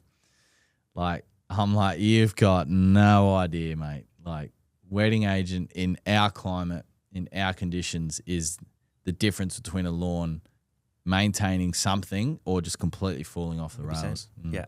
I love that video.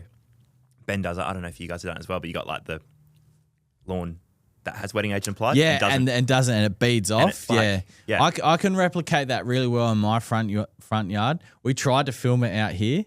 And I fucked up with the bucket. I had wedding agent in the bucket first, so I poured it out, and Dylan's filming, and we looked at each other, and I'm like, that water's gone straight through. But we did film a video that never saw the light of day in the garden. Remember how we did that with the that pooling in the garden? That was that same day. Nah, the first week we were here. Remember because we applied Rapid and roots and shoots in the garden. Oh, okay. And we're showing the difference between a penetrant and sort of like a watering wedding agent. And like it was windy as the audio was shit. The bushes were going like this, and it was it's hard to like on Ben's green. It's obviously it's got that slope sort of where you can really highlight hydrophobic soil, and that's why I can replicate it at my house because I've got a like nice little slope. Not saying that you need a slope, but it's easier. Because a lot of the stuff that we sell, it's based on vision, right? People want to see it, how it works. And if you can't replicate it right, well, there's no point putting it out. So, but that's a good video. The ones that are sort of limiting when they have them in a jar and like they do a dye and you can sort of see it, but that doesn't give you the full picture. It sort of gives you an insight of what it can do. But but the example that I use for people that have never heard of a wedding agent is, and because people get this a lot, is in your garden when you tip water in the garden and it pools on top. And I was like, well, if you add a wedding agent, that'll stop that from happening, and then do it to the pot next to it, but add wedding agent. And they're like, oh my God. People say that you just poke holes in the pot or whatever and it'll make its way through. But No. Wedding agent snake oil. That's my favourite. Yeah. Maybe I'll put another wedding agent on this afternoon when I get home. Yeah, might as well. I've probably got. I'll see what we've got because there's something else we're working on as well, like wet version 4 or something. So I don't know where they're at though. last thing I want is a dead lawn. Yeah. Yeah. I did cut my Tiff Tough at 5 mil the other day. Yeah. Yeah. It's and holding up all right. It's looking good. Yeah. Obviously with the hot weather, like it struggled a little bit. I had to give it a couple extra waters. Yeah. And there's a couple of bits that, so I had kike, and then the process of me removing my kike and putting my Tiff Tough in was A process. poison, Yeah.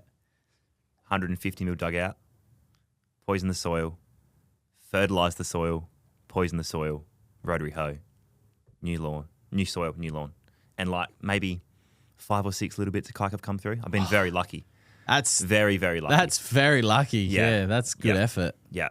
And yeah, that was when I was using the Allet. So yeah, now that I got the Momus there. But then, yeah, in that corner, I was weighing up Santa Ana, Tiff Tough, speaking to people, went Tiff Tough. And there's just like a little bit in the shed that just doesn't really recover. So I've actually cut that out. I'm going to put another cut the rolls in. Yeah. See how you go. Yeah. 'Cause I mean, yeah, Tiff Tough performs better in that situation than Santa Ana. As soon as Santa Ana hits the bloody shade, gone.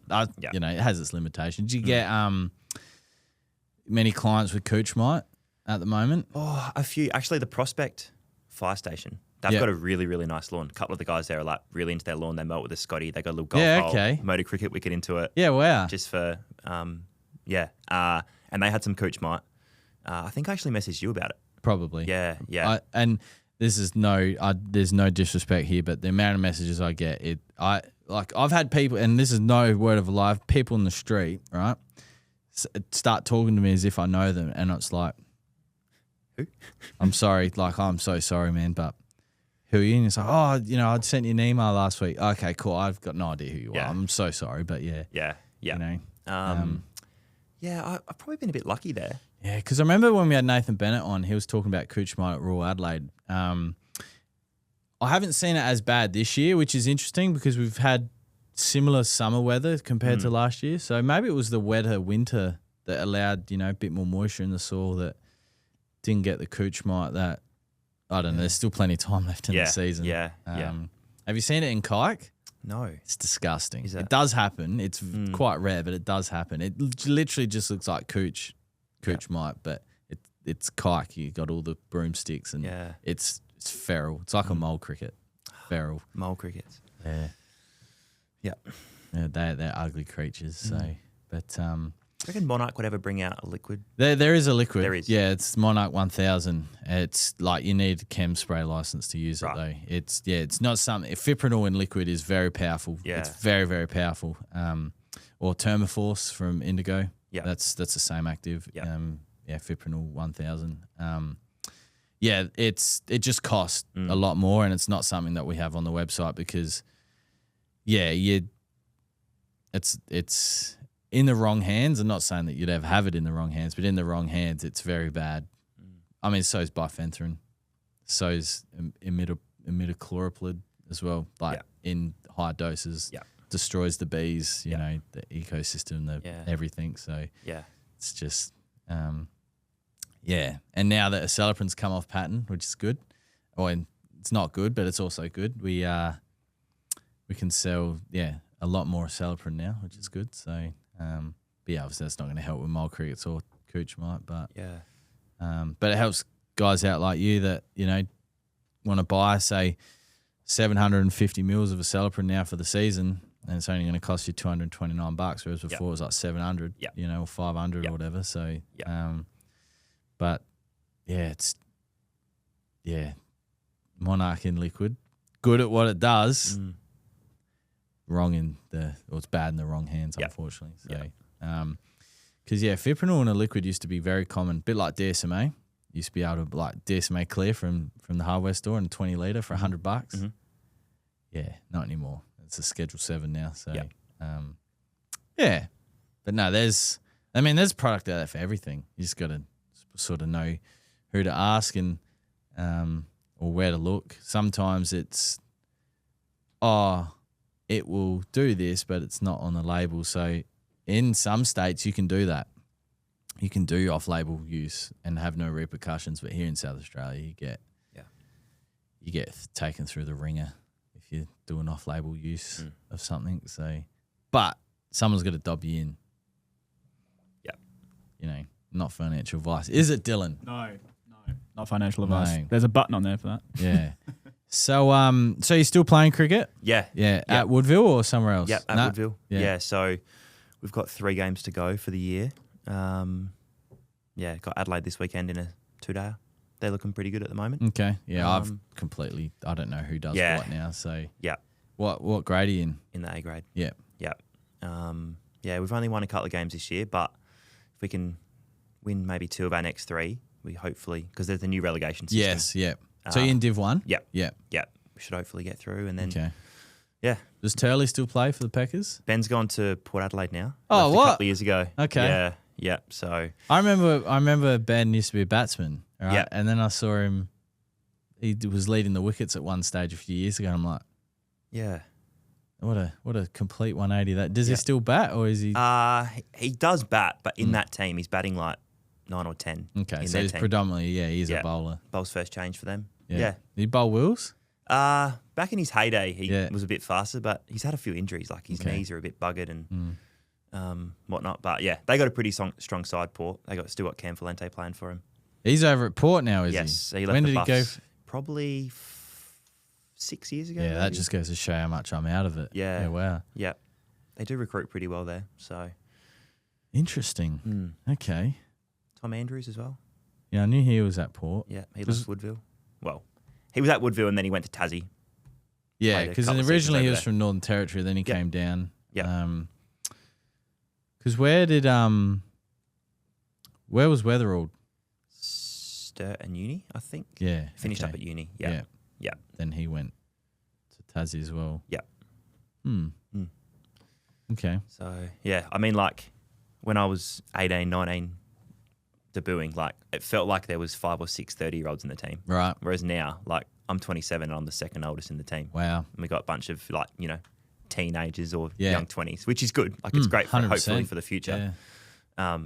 But then you're coming up against some other clubs and it feels like you just got, like, mature blokes that know how to, Play Yeah. grade cricket. yeah. Yeah. Yeah, Kenzie's are a good example of that. They just seem to always have good club cricketers that just, can handle any situation and you feel like you're on top and then 2 hours later it's like, fuck, where'd that go? Yeah. Like, Where'd that session go? Yeah. Yeah. Yeah. So, Yes, that's what I miss about cricket. Yeah, that battle. It's a constant battle. Yeah. Like, there's a lot to like about cricket, but I also like my body, Yeah. like it was sore for a long time. But, oh well, that's good. So who, like other than the names that we just listed, are there any other bigger names in the clubs around? Like, I'm just trying to from think. your era, Yeah, I'm just trying to think that who would still, like, like Connor McInerney. oh yeah. Yeah. Yeah. So he went to Glenelg a couple of years ago as well. Yeah. Michael Cramner. No idea who that is. Sirens. Put me on the spot. Bullymore? Yeah, he's still at Glenelg. Yeah. Yeah, he's their captain actually. Yeah. Okay. Yeah. Far out. Jake Lehman's still playing when he's not. For East Torrens? Yes. Yep. Yep. No, sorry. He's at Kensington now. He's at Kensington Yeah, now. sorry. Okay. He went there 2 seasons ago. Okay. Yep. Yeah, there was none of this club movement. Yeah, I think what that come down to was like the division stuff. Yeah. So, blokes that have a contract that might feel like they're maybe fringe or getting a game, but, they feel like they need to be playing Division 1. Yeah. There was quite a bit of movement with that. And then, yeah, I guess not sure how it's going to look in 5 years' time, where the cricket will be. But, obviously short form cricket's becoming way more prevalent and exciting. We'll and see that. I mean, countries like West Indies, they'd prefer to play IPL, Yeah. make their money Yeah. and rather than play for their nation. I'm sure that it would be quite similar. And, well, I don't know what it's like at the grade level, but I don't know if there's any Div 1 sides in terms of like club cricket that are paying big money for grade cricketers. It's not like the footy. Nah, and anything like it's not really like a lot talked about. You might to try and get someone across. You might cover their subs and they might get a bit of money, but it's a loyalty thing really. Yeah, it's And I've so been at- different yeah. in footy. Hey, like, Yeah. there's a salary cap now in SA for footy. And I was applying for refinancing my house, and one of the questions was, do you receive player payments for sport, like recreational sport? And I was like, wow, even like it's at the bank stage now, like, and like you're going to answer that truthfully. Yeah, I get 10 grand for playing footy. Cash. give me a break. Yeah. Like, I'm not answering that. Yeah. You know, so don't play footy. No. Nah, gave that up like under 18s, I think. Yeah. Yeah, just the body was a bit sore heading into cricket season. And It's, yeah, footy hits didn't different. want to start on the back foot. So, No. yeah. Well, that's essentially a contributing factor to my decision to stop playing cricket, apart from falling out of love, was I snapped my collarbone in half in the footy season. Missed it was my first pre-season I missed since playing cricket. And like you said, was behind the 8 ball, couldn't hold a bat for 45 minutes. My arm would go dead. Yeah. And yeah, that's when I called it. So, and you mentioned before, obviously we may talk about the Adelaide Crows injury list. Yeah. Who do you follow in the footy? This might get the podcast cancelled, but I'm a Collingwood fan. So do you want me to get up and leave or? I'll tell you what, Mitch. In the first final, Adelaide Oval, the way Collingwood came out after halftime, as a football fan, brilliant. Yeah. They kicked those 5 goals in 9 minutes or whatever it was. It was like the game was gone after that. Like Collingwood did what good sides do in those moments. It was as a football fan, very impressive. But as an Adelaide Crows supporter and lover, Heartbreaking. it was very frustrating. Yeah. Because obviously a few weeks before that we beat you guys in by 4 points. Daddy Dawes had the ball at the end of the game. 57,000 people screaming at the top of their lungs, like the complete aura I've ever witnessed in a football, like ever. Yeah. And then obviously to be done. Well, it was close up to half. I mean, I think he kicked 3 goals or something early-ish, and then Tex kicked his first, and then Pedler got a couple, and we're back. It was quite level. It was really, and then Darcy Moore fumbled it, and Daddy Dawes got. Right. Oh man, Yeah. You got a great memory of that. Like, well, it's Dylan says it's weird, but It's his tism. I was like to my missus, like, Dawes does things that get the Crows going, and when he got that ball off of Moore's fumble and kicked the goal, like I felt that okay, this is it. We're gonna turn it on, and from there it was a tug of war. Like I think you ended up putting someone behind the ball, and you were like cleaning up. We were just kicking silly, and then that performance after half time, brilliant. And then the Collingwood support base in that pocket was, I don't know, did you go? Yeah, we were there. Yeah. That in the pocket. So you got the southern end. If you're sitting in the southern stand looking out, that pocket there on the right was just phenomenal. Like the supporters, the noise, the Collingwood. They travel, don't they? Yeah, Yeah. it was as a football fan, great to see. Yeah.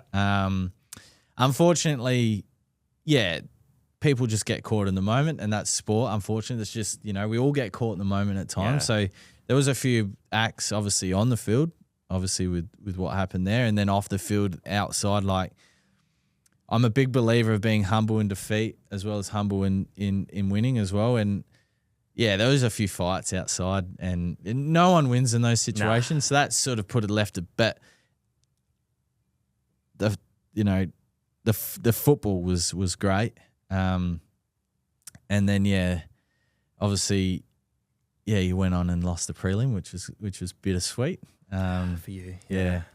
But no, look, and the Crows straight sets, I'll cop comments, it's just, the first finals appearance since 2017, and when we flopped, well, Richmond were just better on 2017. Yeah. That I'd never been more confident ever, and I've never felt this way about a game ever again. I've never felt so confident about a game the Crows were going to win, and they lost, in that 2017 final. But Collingwood, you got to respect Collingwood.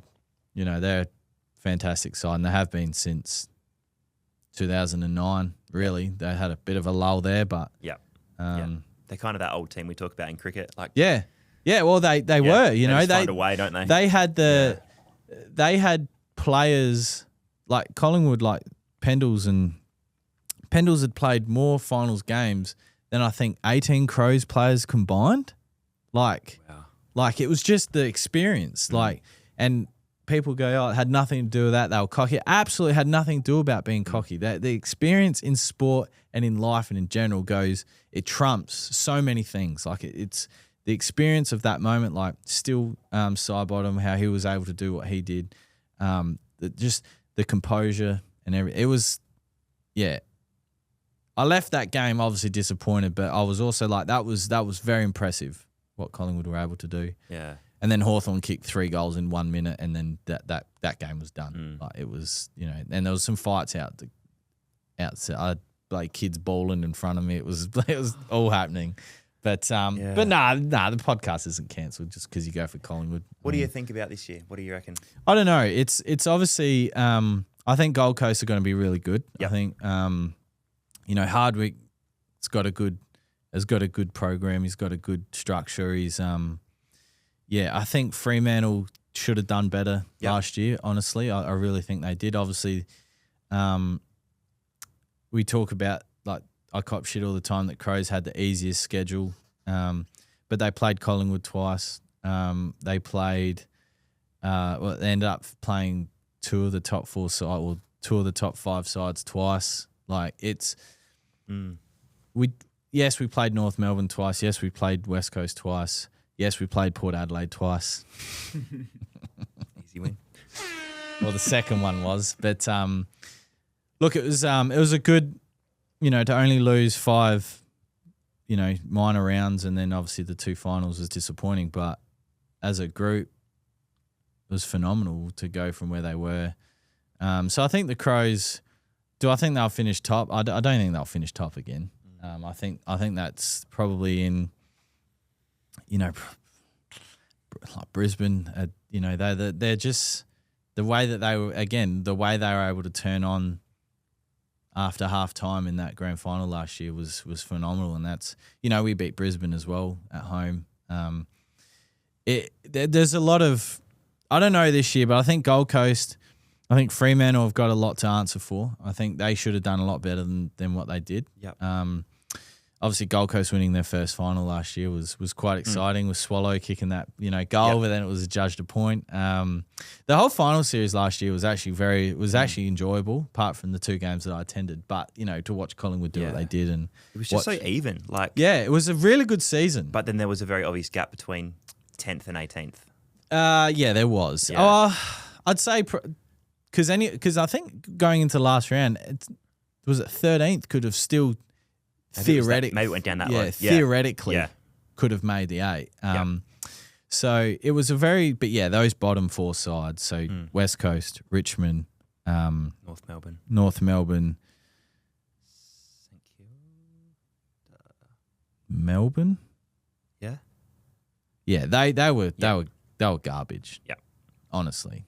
The fall from grace for West Coast has been, it'd be very frustrating as a West Coast fan to obviously win the 2018. Don't talk about that. Yeah, Yeah. Like, again, good game of footy though. Do you think about where as an impartial, as where Collingwood were in that game and how West Coast were able to come back, like that's now it's 8 years ago, but that was only 7 years ago. They've really fallen, a bit like, there's been like St Kilda were unlucky there in the early 2010. No, 2010 was they drew with us in 2010. Yeah, 2010. That's right. 2 more minutes in that game, they would have won.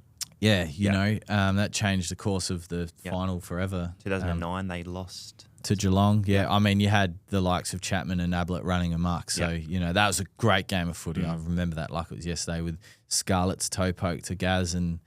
Gaz to Chapman on the snap goal, crowd going bunters, like again. He's his tism again. Yeah, it's just activating. It's and then 2010, obviously the drawn, and then you came out and smacked them by like 67 points or something. Yeah. Like it was just night and day different. They were 2 completely different games of footy. 2011, James Podsiadly breaking his elbow on the wing against you guys. Everyone was like, that's it, Geelong are done, and then they found a way to win with Jimmy Bartell just running amok, kicking goals from the boundary. Like someone steps up. So when I talk about experience, those experiences are what, Collingwood, there's a lot of players from that team, or a few players from that team, that were in that side against the Crows in that qualifying final, and they would have drawn on those memories because you think about the Crows, there was only 3 players. No, 2 because Brodie Smith did his knee against GWS. It was Laird and Tex. And there are only 2 players from that side 17. Yep. that were there. So everyone else is experiencing it for the first time. It was only Tex and Lairdy that had that memory that like, fuck, I don't want this happening again. Yep. And when you got people like Pendle's Bottom, like side bottom, and a handful of others going, boys, we're not doing this again. You know, it's what sport and camaraderie is about. People that haven't been in teams like that have no idea. They think they do, but they really don't. You know, different thing, isn't it? You know, and Collingwood, you know, they've probably only, if I'm being honest, they've got a good structure. Like Craig McRae's a great coach. He's a very humble man. He did have his first spit, I feel, about Nick Dacos not winning the Brownlow, which, you know, he probably did deserve. I did not think for the life of me, if you had said Matt Rowell was going to win the Brownlow last year, I said, you're absolutely kidding yourself. Like, I could think of 3 players that had better years than him, you know, one of them being his own teammate, you know, so. Yep. Yeah, I don't know. Nick Dacos and Jordan Dawson, you know, and I know I'm a Crows fan, but Dawson's year last year was incredible. There's moments throughout the year, and as a Crows fan, obviously I remember them more than others, but there was times where he's put the team on his back, like that mark where he took over Riley Thilthorpe's head against Brisbane to get them in front. They've kicked 5 goals in 8 minutes to put them in front for the first time since the first quarter. That's game changing. I just don't think Matty Rowell did that. Yeah. Personally, I just don't think he did it, you know? Yep. I think Dacos should have won the Brownlow last year, and I think, he had a good year, but, I don't know. I don't know. But I think, obviously there's rumours that going around, and when Gold Coast came into fruition, everyone's like, oh, Gary Ablett's not going. He went, you know, so is Dacos going to go to Tasmania? I don't know. You know, it's the possibility. It's going to give him that, you know, big fish, small pond sort of thing that Ablett got, and he ended up wanting to come home. So, obviously, as a player, you'd be frustrated not to get the rewards that you feel. But he's only young, man. He's so young. 12 years left, minimum. Like, especially if the way that blokes can just keep playing. Yeah. Like Pendle's, he's still going all right. He's 38, 39. Yeah. Like, It's phenomenal, and the different programs these days compared to what they were like. But I don't know. This season, I think there'll be. I think the gap between the bottom 2 or 3 sides will still be substantial. I don't think West Coast are going to come out and win 6 games. They'll probably win 3 or 4, maybe 2, 3, 4. I don't know. Richmond are in disarray. Yep. Complete disarray. Like, I think this is Lynch's last year. Yep. I don't think he's going to play on. Like, he's not the Lynch that we saw at the Gold Coast, and then the good Lynch we got in 2019, 20. Yeah. Because one year he did his knee, I think. But, you know, he was phenomenal. You just kick it to him and you knew who was going to mark it. Or if he wasn't going to mark it, Jack Rewalt was going to mark it. So and he was a dead-eye dick, wasn't he? That's 100%, you know. So they're in disarray. Yeah, I'd like to see more from Fremantle, to be honest. I think they've got a good squad, but... Brizzy are going to be good again. Oscar Allen. Scary. Yeah. Their structure. Yeah. I don't think the Lockie Neal thing's going to impact them too much, to be honest. I think what he did, cool. It's not cool. Yeah. It's not good, whatever. We don't know what's happening in their lives, cool. But on the footy, you know, footy's footy. Yeah. Sam Draper's like... Yeah. He's injured, though. Oh, is he? Yeah, he's injured. Okay. So Crows dodged that one. When I saw that, I was like, oh. Come on. Yeah, you know. What do you think of Mark Keane's ankle the other day? It was horrendous, wasn't it? Yeah. He just like looked down at it and was like, looked like he was trying to correct it. It was like, well, don't touch it. Yeah, it's not ideal, obviously. But I think I said last week that Butts would it'll be a smooth transition. Yeah, they've got stocks. Yeah, Crow's got depth, which is exciting. Sid Draper was a bit disappointing because he's beefed up. He's been on a good program over the summer. He's been in a good paddock, as I would say. But yeah, I don't know. I'd like to see more from Fremantle. Geelong have got a lot to prove after the back of completely getting in the bus and going back to Geelong after 3/4 time. The last Saturday of September, that was quite disappointing from Riley downstairs, a Geelong supporter. That was he was distraught. Yeah. But, there's a lot of experience at that club. So, yeah, is Bailey Smith going to keep out of the light out of the eye? I don't think so. He's just lost his license for speeding. That. Can't help himself, can he? So, but I don't know. Yeah, I think Brisbane will be the benchmark again. Collingwood. I think Collingwood. Well, I mean, you guys have got a couple of injuries as well, like McRae. I think no, McQuarrie. I think he went down last week. Darcy Moore. Dacos had his ankle or his calf heavily strapped and was limping around training. Like, it's just, yeah. They're saying Bobby Hill's, they're just like planning to not have him at all. I saw that. That's very unfortunate because Bobby Hill is a fantastic player, but he's also a player you just don't want to play against. I feel like he's always, like you get him in cricket too, but like, oh, he's not playing. But then someone else will, come in to fill the role, whatever. But 2023 GF, I went there. Had $10 on Bobby Hill for the Norman Smith at 100 to 1. Yeah, got it. Yeah, that was a good day. His game was fantastic. It was amazing. Just that whole game. That again, as a neutral fan, great game of footy. Great game of footy. The way Brisbane were able to hold in there, and again, they drew an experience from that and the previous 3 years, and then have able to go back to back. So, I'll die on that hill. Experience is key. But yeah, that was a great game of footy. That one. I'm happy to keep watching back. I've never watched the 2018 one back. Yeah, well, I've never watched the 2017. I've never ever watched that ever again. Yeah, like it's. Yeah, I mean, Sloaney kicked the first goal, and then Betts kicked the second goal, and I'm like, well, that's it. We're on the way. We're going to kick 6 goals in this first, and just everything that we did against Geelong was happening again in that prelim final. It just we don't. Yeah, I mean, doesn't matter. But that 23 final was good. Yeah, it was good.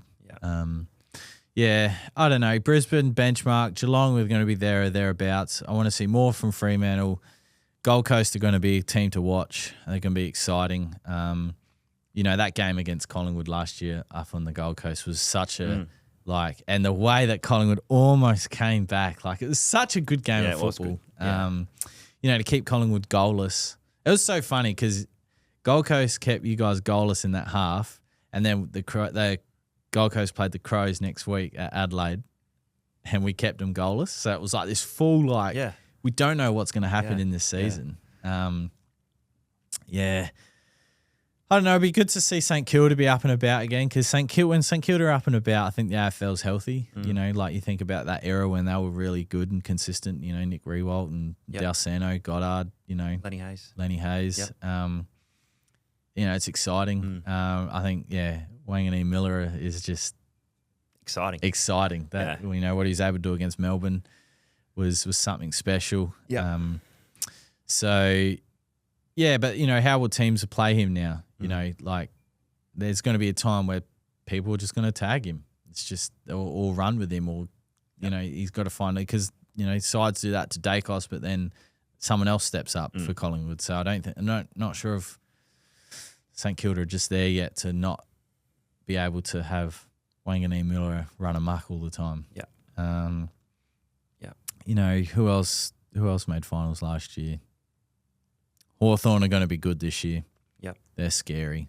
They're scary and fun. GWS were in and out. Yeah. Quick. GWS are there. I feel like they've been there for the last 15 years, to be honest. But the Dogs. Yeah, see, that's what I mean. Like those Dogs just finished outside the 8 with 14 wins or whatever, like ridiculous. Yep. You look at old ladders from years gone, 11, 12 wins gets you into the finals, and Doggies missed out on 14. So, I think it's going to be tough to be a Carlton supporter again, unfortunately. Yeah, as a Collingwood supporter, I'm more than happy to see that. So, that and Bombers. Yeah, Bombers, they're in disarray. Half their club just walked out last year, didn't they? They were injured as well. So, our box supplier's a Essendon supporter, and he's feeling the pressure as a Bombers supporter. So, who's gonna win Live this week? You reckon? I don't know. It's Elvis Smiley did a great job at Riyadh. So, first event, first win. Thanks for coming. But $7 million. Yeah. You just don't want to win that $7 million here in Australia because the government takes a lot of it. So over there in Dubai, I don't know what the income tax is, probably zero. I think Dubai is zero. Yeah, so there you go. Yeah. He gets to keep it all. Yeah. I think I was reading he made 1.7 million last year on the PGA Tour, and then in one weekend in Live he made 7 million. Yeah, wow, that's incredible, isn't it? Look, if you go back, typically, it's not an Australian that's won Live.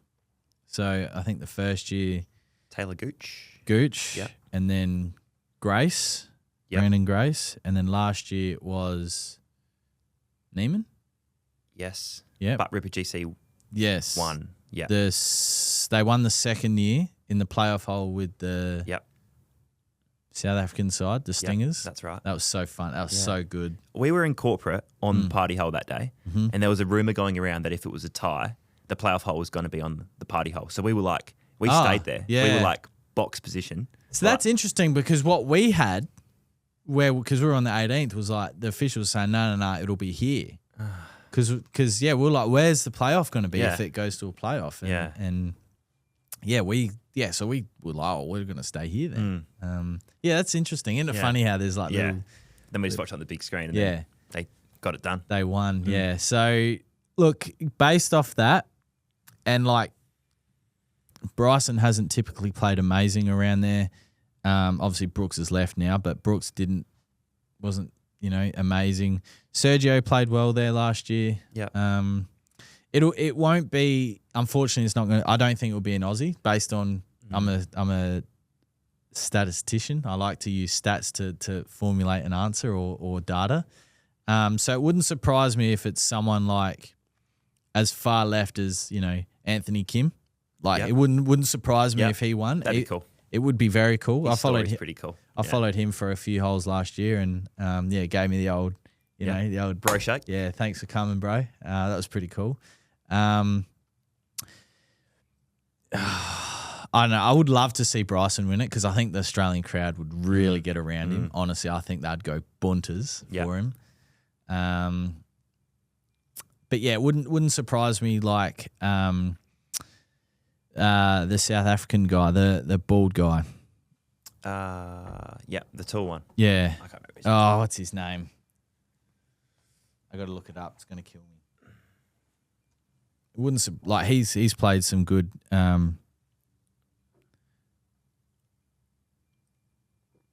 It's a funny name. Burmeister. Yeah. Louis played all right. Louis, yeah. Yep. Just had a missed call. Sorry, I've had a missed call from someone, and they're like, "No." There we go.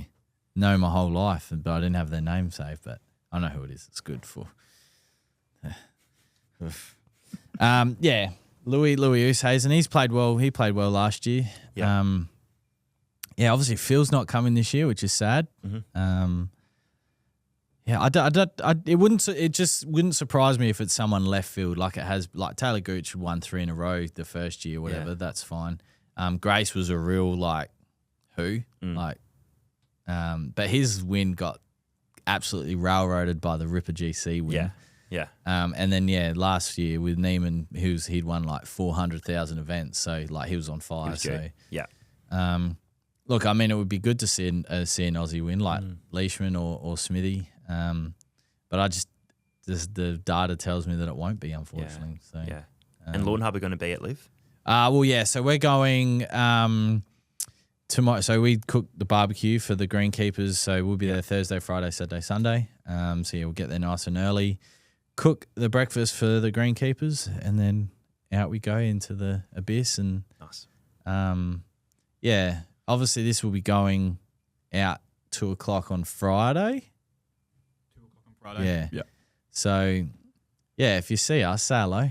Like, we're not scary people. We're real people. Because the first year we went, we were all dressed up in Lawnhub because we're doing it. And some people came over and said hello, but others were like, oh, that's that's them. But, we're just normal people. Just come say hello. Yeah. Like, we're not scary.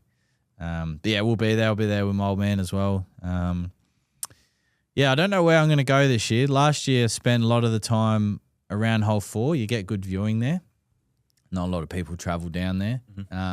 So you can be in the landing zone and you get players from you to like me away. So it's quite good. So I was there when Patrick Reed hit his hole in one on the party hole. So that was going bunters. And I can't remember who was in front of me, but it was like you'd be able to look back and see who it was. But like the fireworks are going off and they're like, who was that? And I had the 7+ app up because I was like trying to go, fuck, was that a hole in one? And it was Patrick Reed. And I was like, oh, it was Patrick Reed. And someone was like, fucking course it was. Which is funny. So, yeah. Chase Koepka's in that. Was that the first year? First year. Yeah, that was awesome. That was, phenomenal. Because I was having lunch in that, you know, you got the party hole, the stairs, and you got all those food vans there. So, yeah, we were there. So the party hole went off like half a second before obviously the screen showed the ball going in, and it was bunters. It was so good. Yeah, it was cool. Yeah, who's my tip? I'm gonna go Burmeister. Yeah, okay. I just got a feeling. Yeah. Who, I'll go Elvis Smiley back to back. Yeah. So first 2 live events. Yeah.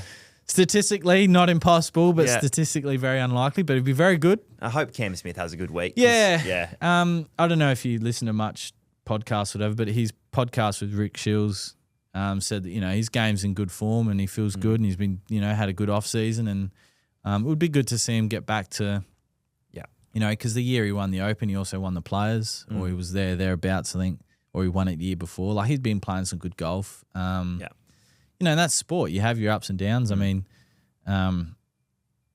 that's just sport. You can't be at your A game the whole time unless you're Tiger Woods for 5-6 years. But even still, he, you know, had injury, fell off the wagon, and came back in 2019 and won the Masters. Like, it's best ever. Yeah, the return to glory. Honestly, the first bonus I ever got from Clint, I bought a 2019 Augusta National Masters flag from Augusta National. Wow. Yeah, I bought it from their online store. Cool. It was like $260 US. That's awesome. Yeah, it's in my drawer at home. I'm going to put it in a frame eventually and hang it up. But yeah, it's not signed or anything, and I don't think I'll ever be in an area where he'll be signing flags. But it's just cool to have. Yeah, awesome. You know, it's quite it's one of the biggest sporting moments of my life. You know, so that was peak golf back then too. Yeah. You know, the early 2000s when the hype was about Tiger, but yeah, he moved the few decimal places in golf. But no, you going each day to live? No, we got cricket on Saturday. Of course. So we might go the concert Saturday night, and then we'll go Sunday. Who's GA. playing Saturday night? That DJ John someone. I don't know. I don't know. No idea. Yeah. Is And Dom then- Dollar back? I don't think so. Fish is Sunday night. Yeah. Dom Dollar was like he was all right. I didn't go, but like watched it afterwards, and like it was all right. Yeah. Ian Polt's up there as well. Yeah. Having fun. So Might go tomorrow. Yeah, because it's 4 days now. So, it's 4 days. Yeah. So Probably am today. yeah, I think the course is shut today though. Members Is only? it members only? Yeah, Yeah. so well, we- you'd know. You're Yeah. a bloody member. Yeah. So So, yeah. But I think that the boys say that that's pretty cool, like, because it's quite intimate. You know, if Of course, meeting yeah. you away, and like sometimes they're like, oh, what's his whole play like to the member? Yeah. You know, that member might be off 30. Yeah, that's right. But Well, mate, if you can clear the bunker that's 110 from the tee, I think I got it covered, mate. Anyone else? But no, it's good. I mean, like, regardless of what your stance is on, you know, the PIF or the Saudis and all that sort of stuff, unfortunately, it's in everything. Like, nothing is not, and tainting's not the word, but what Live Golf does for Australian golf and the fans is replicated nowhere else by no one. PGA does not care about us at all.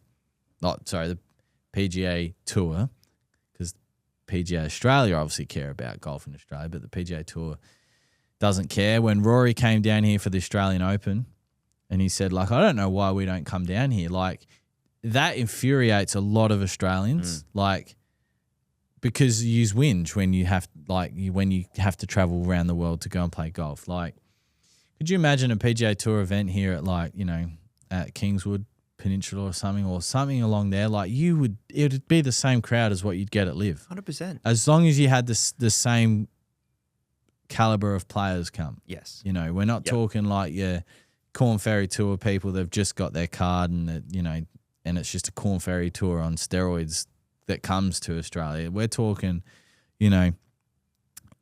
Fitzpatrick, Rory, who else is big? Like Hideki Matsuyama, like Spieth, like all those players, Thompson, like Thomas, all those players. Well, now Brooks come back. Ricky Fowler. Like there's heaps. Bring them all here, and you're going to get the exact same reception. And you'll see in Australia that no one cares about this imaginary, this versus them. They just love sport. We love sport. That's our outcry. Like when the NFL comes here, I'm sure that's going to be a sellout. Yeah, I'm a 49ers fan, so I'm going to try and there you go to that. Yeah. When the soccer was here, even when the Matildas were playing, like insane. The Australians love sport. We're not discriminative against the sport or whatever. We just love sport, and we're starved of professional golf. We get obviously the Australian Open got some good viewership this year, but Rory went, so that's going to be a natural draw card. We're lucky that Mally loves sport as well. Yeah, that's right. And there's so much stuff going on in Adelaide at the moment, in South Australia as a whole, but the people that don't understand sport, and we've talked about this whole podcast, if they don't understand what sport does to the state in terms of income, then the issues that they whinge about aren't able then to be fixed because there's no source of income to fund the things that they want fixed. Like it's just money makes the world turn, not gravity, unfortunately. Yeah. It's money. Yeah. And if you want to be able to do things, you need money.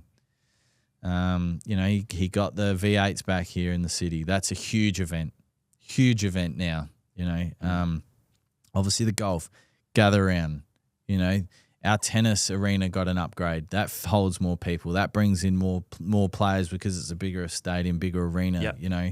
Had the volleyball champs here. The volleyball champs. What I'm just trying to think. We had the rugby sevens at Adelaide Oval. We've had the State of Origin. I went to the State of Origin in 2016, 17 when that was here. Like that was a sellout. Like that was phenomenal. Like sport gets this. Like we are a sporting state, whether the lefties like it or not. Yeah, it's what South Australia is. And in order to do things that like this whole what's happening at North Adelaide with cutting down the trees. Well, for a start, those trees are not native trees, so you can get off that high horse. We're talking about these big fig trees, right? And for every one that's cut down, I think 4 is going to be replanted. That was the plan, I think. Yeah. Oh, but it's going to take 20 years. Oh, okay, so we've got a solution that still doesn't fix it. And now we're talking about a global golf course that's going to be set up in the heart of literally the heart of the city. And all you need to do is go across the Torrens, right? It's crazy. The spot could not be better. Right? Yeah. And there's this magnificent golf course right there. It's going to bring tourists in. We've got that direct flight now from San Francisco with United. So you're going to potentially grab people from America. You're going to grab people from Europe. You're going to grab people from, South Africa, those sorts of places because people travel to do cool shit. The first year at Live, there was a family there from Zimbabwe. That's cool. Zimbabwe. Yeah, we don't get golf like this. Yeah. And as soon as we found out and we knew that Adelaide or South Australia was going to do it well, we booked our flight and down we came. That's awesome. Zimbabwe, man. Zimbabwe. Yes, Dylan. Oh, I was just saying, hit 2 hours. Oh, I've hit 2 hours? Jeez. Wow, that just went on. Time goes fast when you're having fun, doesn't it? Yeah, that's right. Yeah. Well, I definitely think that is justification for a part 2. So we'll definitely. Well, I mean, I'll be more than happy to have Mitch back on. Thoughts? 100%. Yeah, absolutely.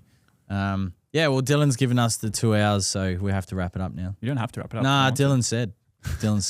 I'm the bad guy. Yeah. But, I'm the faceless bad guy. Yeah. Today's that's why he's not invited guys. to Live this week. Yeah, that's right. Yeah, well, well, actually, this year we were a bit short on accreditation. We're only allowed a certain amount. I think last year we bled a few accreditations. So so we had to get kept in line this year. So, but yeah, I don't know.